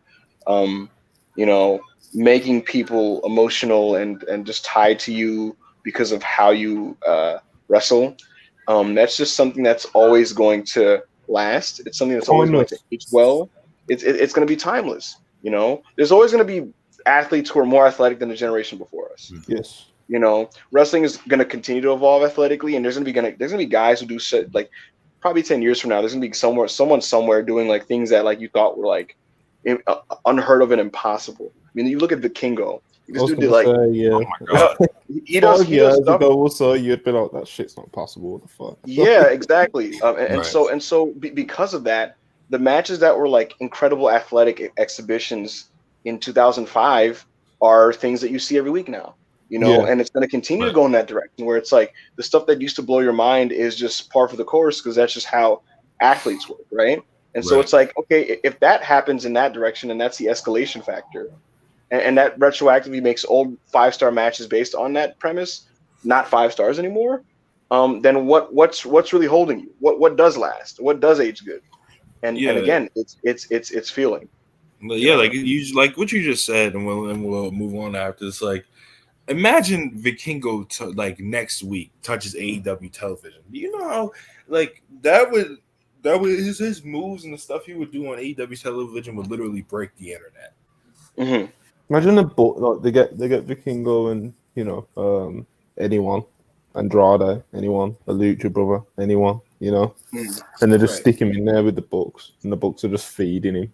Like, and just it's gonna blow people's mind, and 12 years from now, take everything flawlessly. They have to have the ramp. they have to have the ramp so he can do the 630 spot. I would actually like to see that. But yeah, that's the thing, and just the way evolution works. 12 years from now, there's going to be 6 Vikingos in the industry. Right. You know what I mean?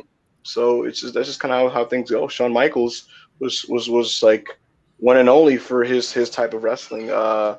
What's it called? Like at the time in the United States, and then like you go to the 2000s and the 2010s, and there's all these Shawn Michaels clones. Yeah, it's Shawn Michaels is always a great example to bring up when on this conversation because he's so like easy to like distinguish in it as well, especially looking at the wrestlers in the current crop of wrestlers going around now. So yeah, Shawn's always a great one for that example. Like Dave always brings him up as well when he's talking about like how wrestling evolves and looking at all the wrestlers who are around today and who you can see the inspirations. But back then, Shawn Michaels was like he was. Some people would even call him divisive because it was like, oh, he's doing all this new shit, blah blah blah, and it's just all this overly athletic pantomime shit. Yeah. And now the industry is basically full of Shawn cosplayers.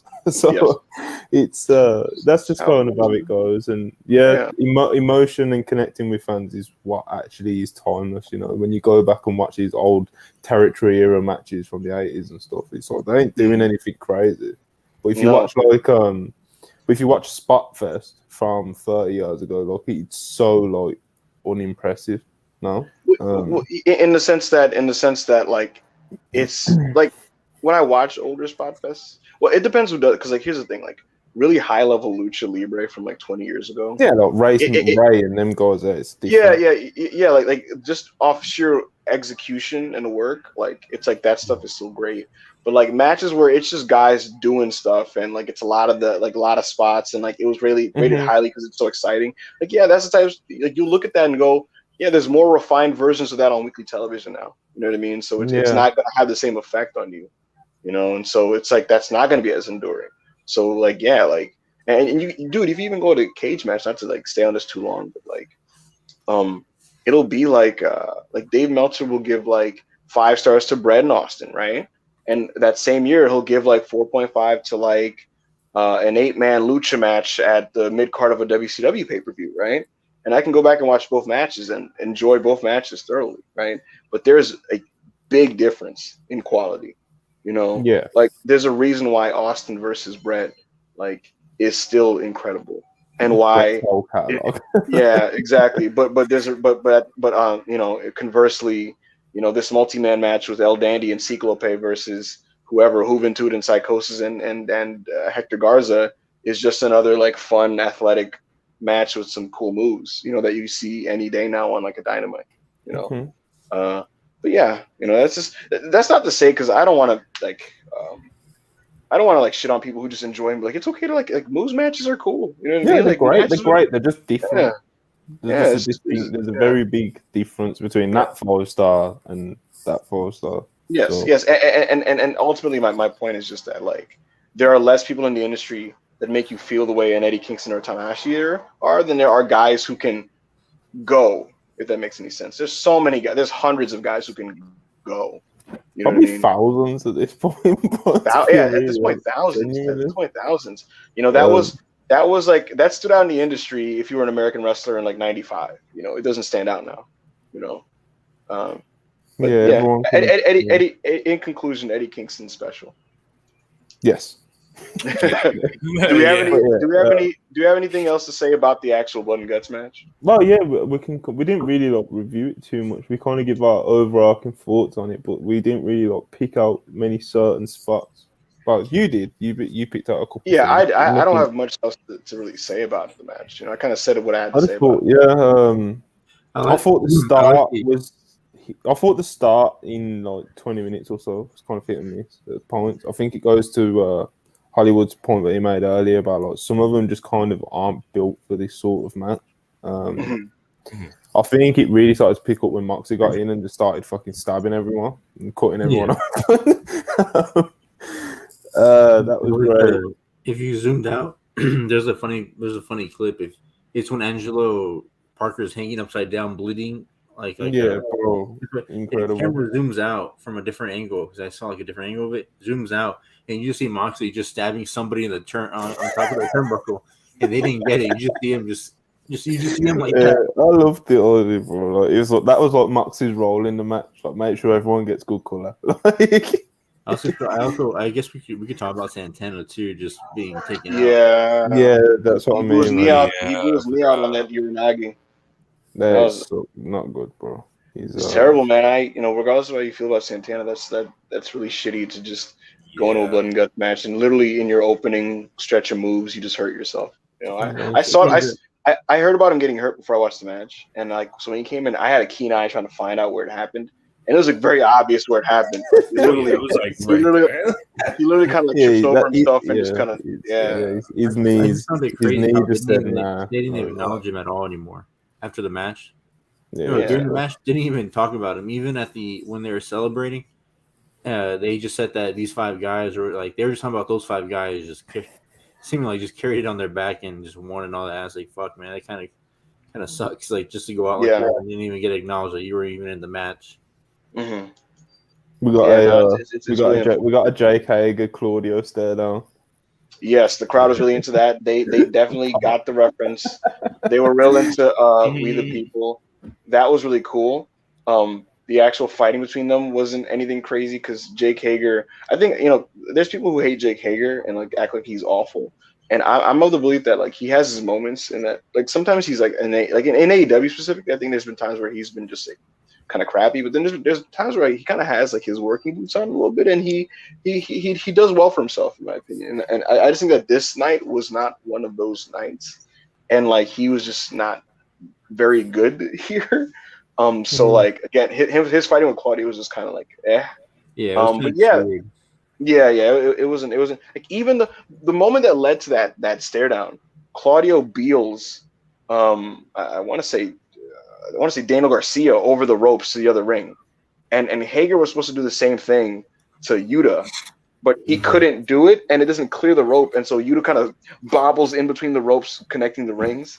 And so I was just like, Jesus Christ. I have a take on that middle part of the ropes. Like, I don't know if they should actually like have it because I understand that they have to have those 2 ropes in the middle to like because there's no point in having one huge ring, in all the other matches, just But like, I kind of felt like it was like a hindrance. Like, it kind of stopped everybody's momentum at times. Like, there was for some reason I felt like Sammy was like the only guy that didn't know how to get through like that section.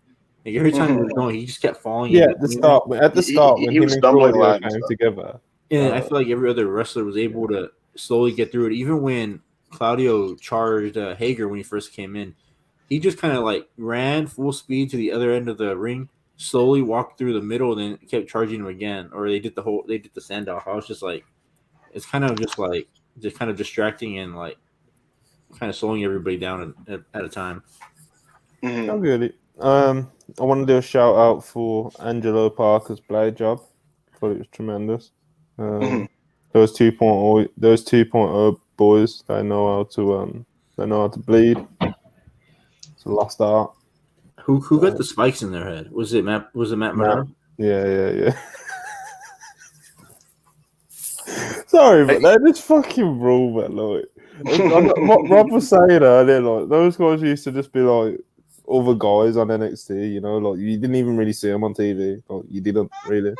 They had a YouTube channel or some shit. Yeah, it was on. It was on. Bro, they've been gold in AEW. Yeah. They're doing a great job. Manny earlier said that like before they felt like just jobbers, and now they've like become this. To me, I think the key is I think frankly they're still jobbers, but that's almost like what they absolutely wholeheartedly embrace, and they're like the greatest jobbers in the world. Like it's almost like they lean into it, and they're absolutely stooges for Chris Jericho. And it's one of those things where because they're sports entertainers, it's just kind of like being just oblivious, incessant jobbers that are just unrelenting and annoying and obnoxious is what they're so great at.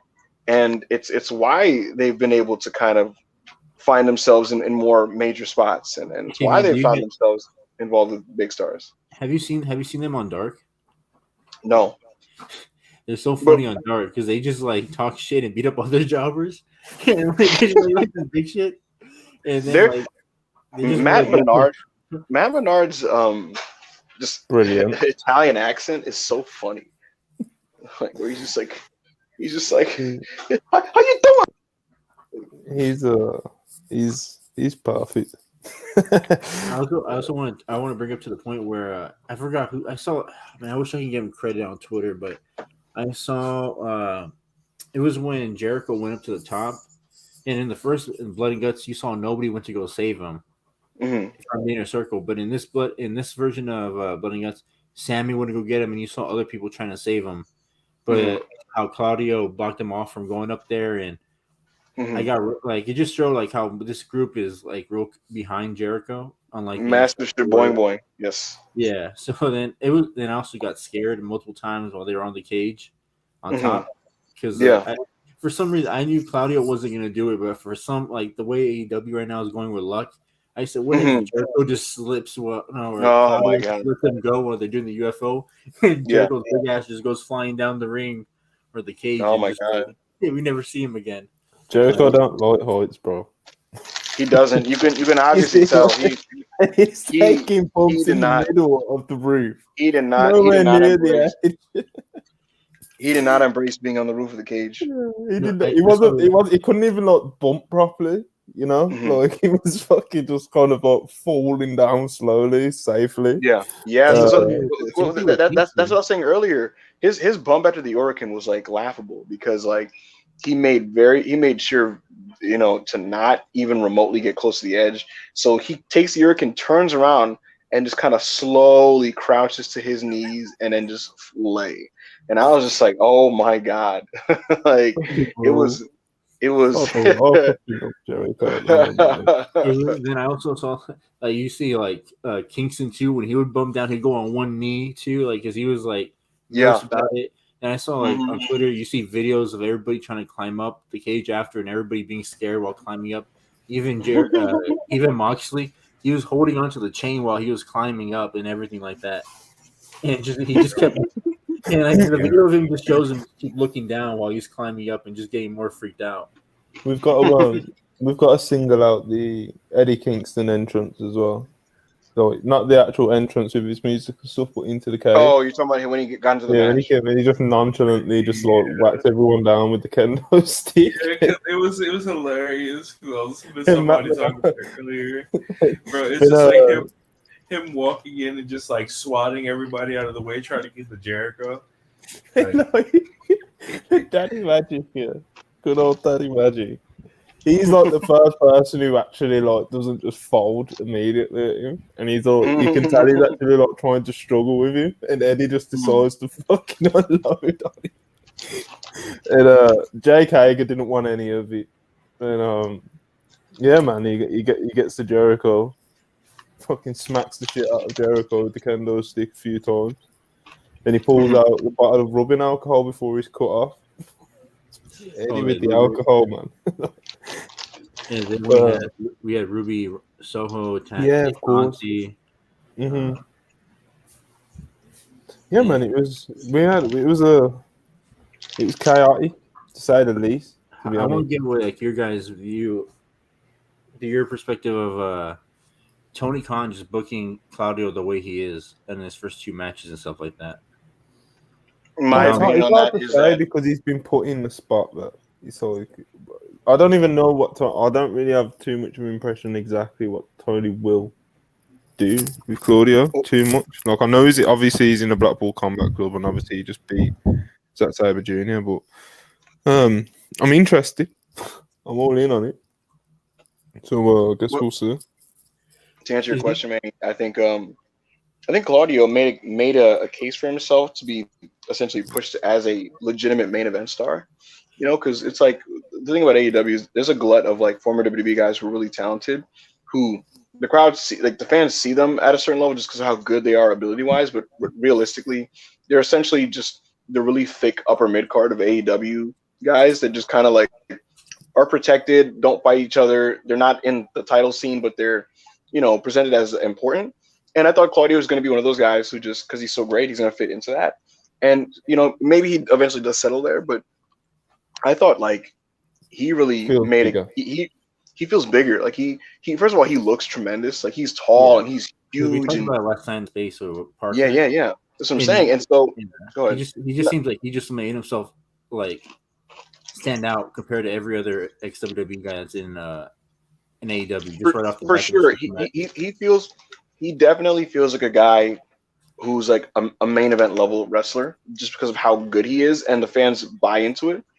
And so yeah, it remains to be seen what happens. He also does seem like a guy who was pegged for Ring of Honor, and I wonder if he eventually, like, once the honeymoon phase is over and like him being the new guy wears off, I wonder if he starts to settle into being primarily an ROH focused person, which in my opinion I wouldn't mind, because I think the new Tony Khan era of Ring of Honor, if he had the space to just kind of be one of the main guys there and would kind of come in as like the epic save guy on Dynamite, this was my vision that I pitched on Twitter. Once the dust settles, you have him be primarily a Ring of Honor dude, right, as one of their top guys, and he's the Ring of Honor representative of the Blackpool Combat Club, and you essentially see him on Dynamite periodically as the guy who basically makes like epic run and saves for the Blackpool Combat Club when they're in need. You know what I mean? And you get him for a key match at an AEW special, or like an AEW pay-per-view or whatever. But otherwise, he's primarily mostly like 65%, to 70% in Ring of Honor. And I think that's partially incumbent on if they're able to secure a deal of some kind for weekly television, certainly. Because if they don't, then you're going to have to feature him and Samoa Joe and Jay Lethal on the main show.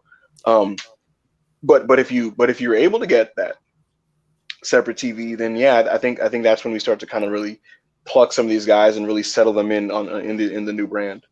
And so yeah, to answer you, Manny, I think Cesaro's really made himself a star, and we all knew how awesome he was, right?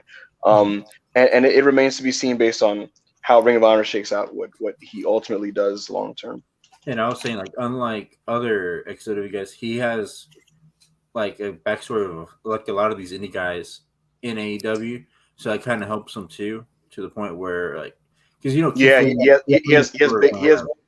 he has built-in programs with people. Yeah, especially with Eddie Kingston, where I feel like they just might just rehash the whole Chikara thing in AEW.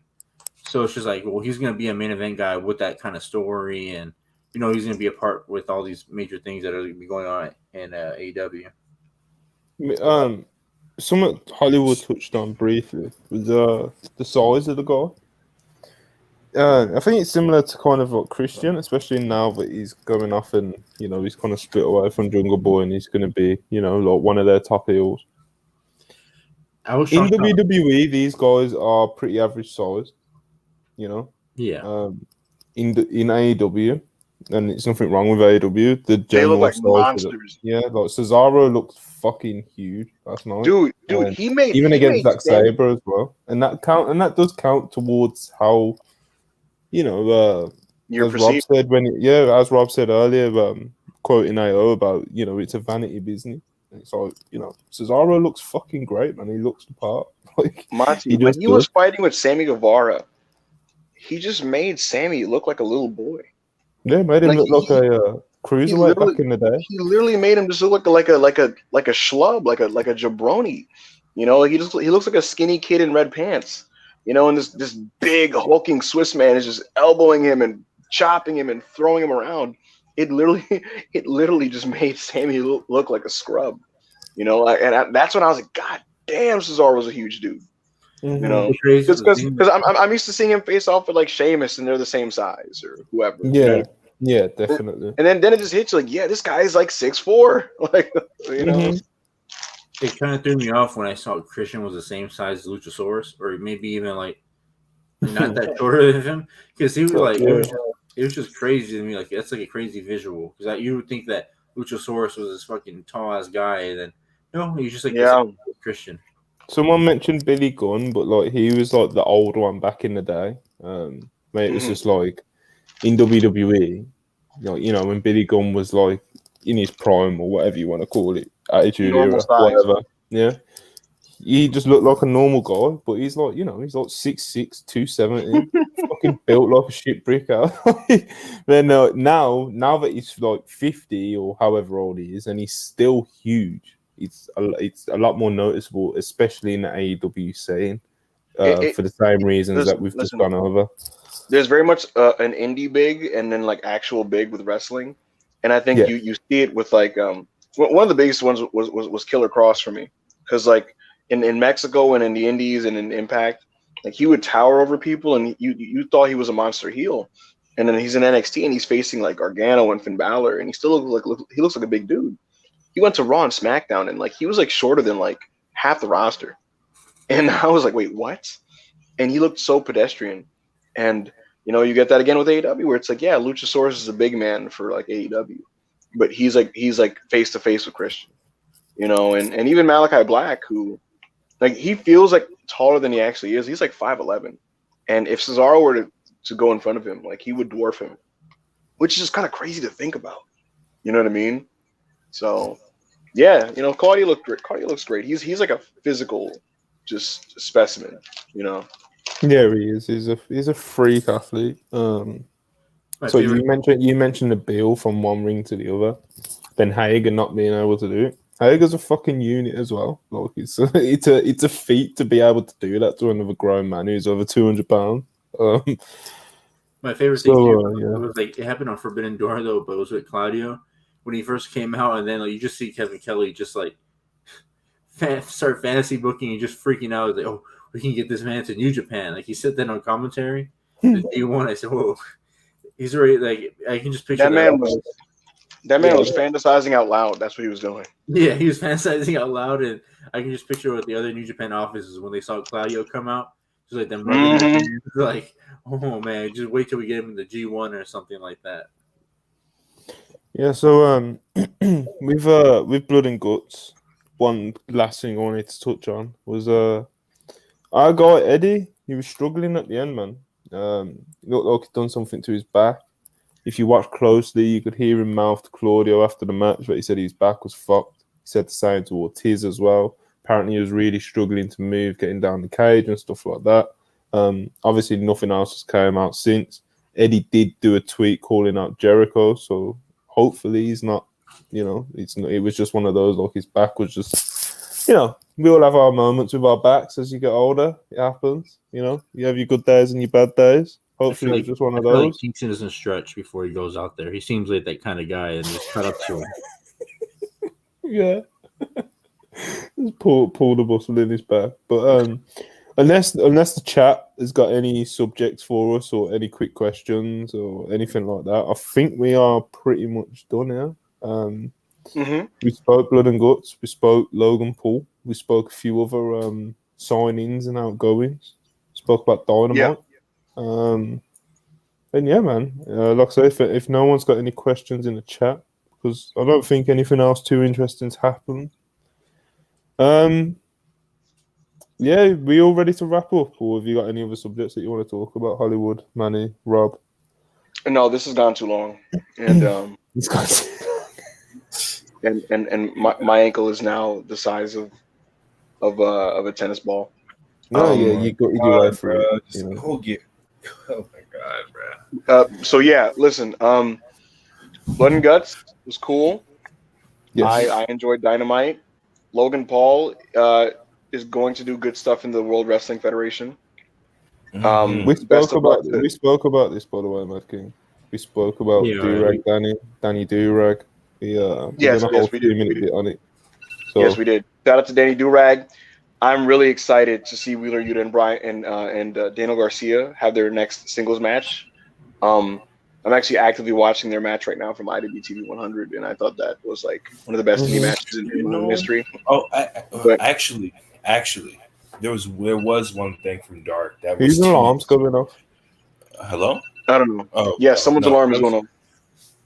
Is Rob derailing me to talk about something from AEW Dark? No. But listen. There's something that was teased from Dark.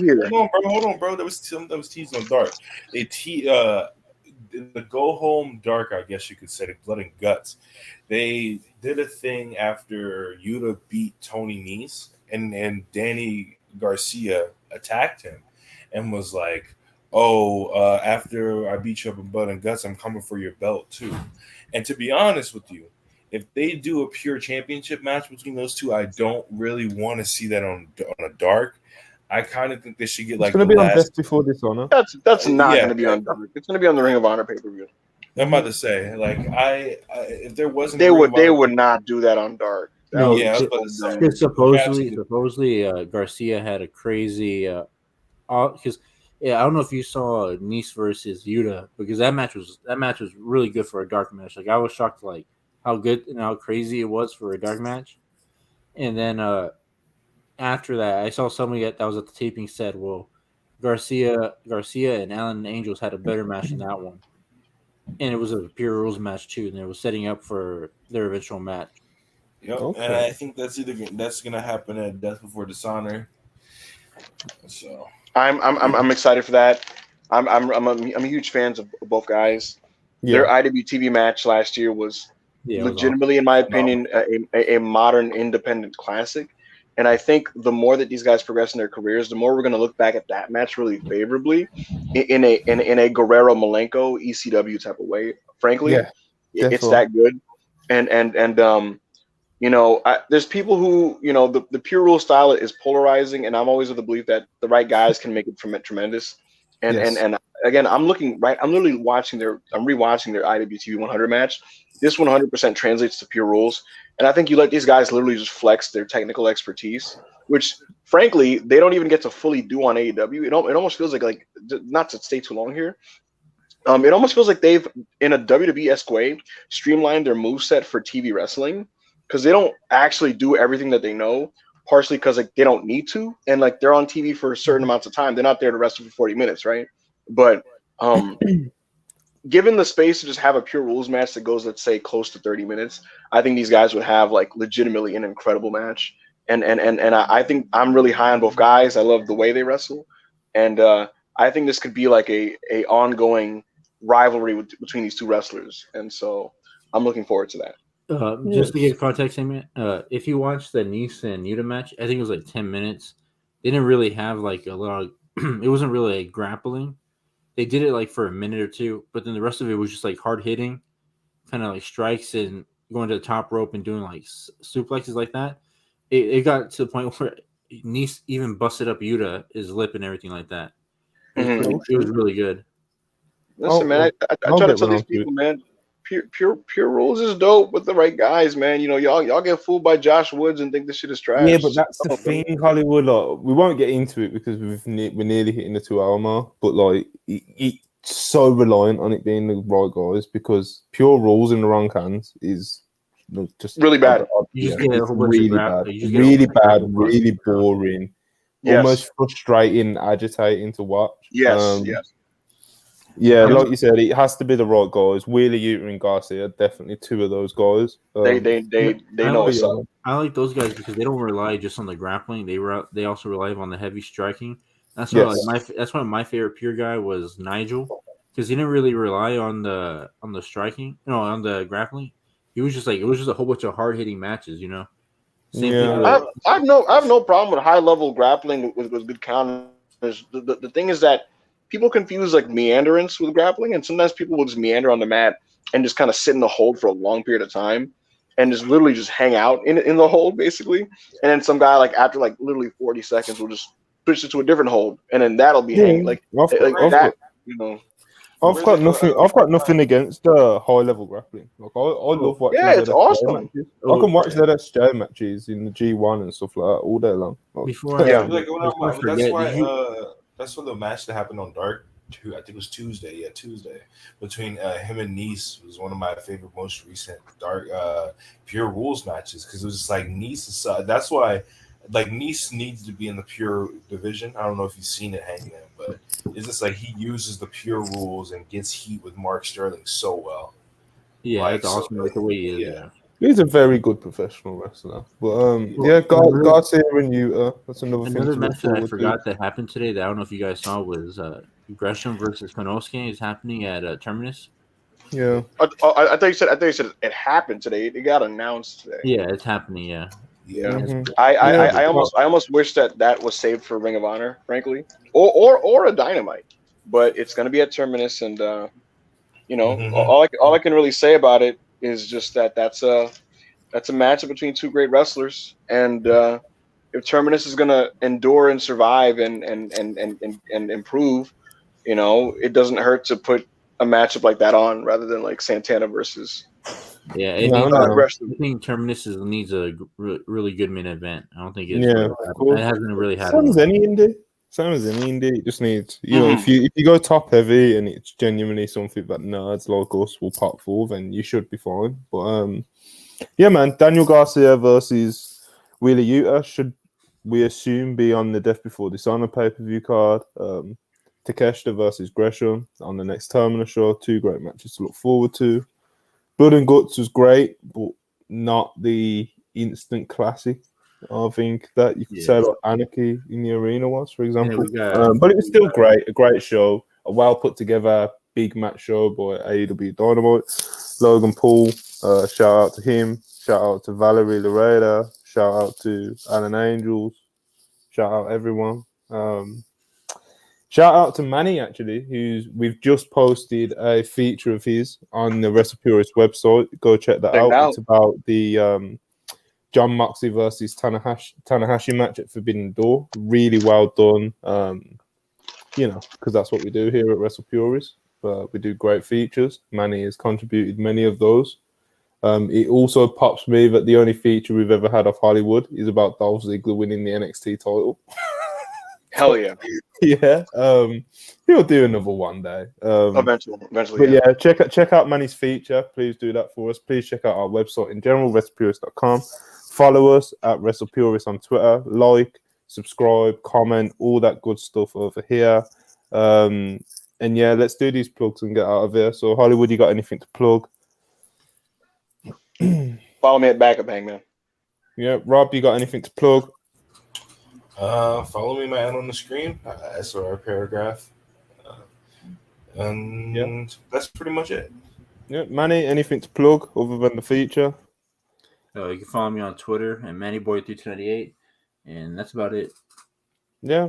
Okay. So let's get out of here. Everyone, thanks for watching, and we will be back pretty soon. Pretty soon in the next few days, definitely. Peace. Peace.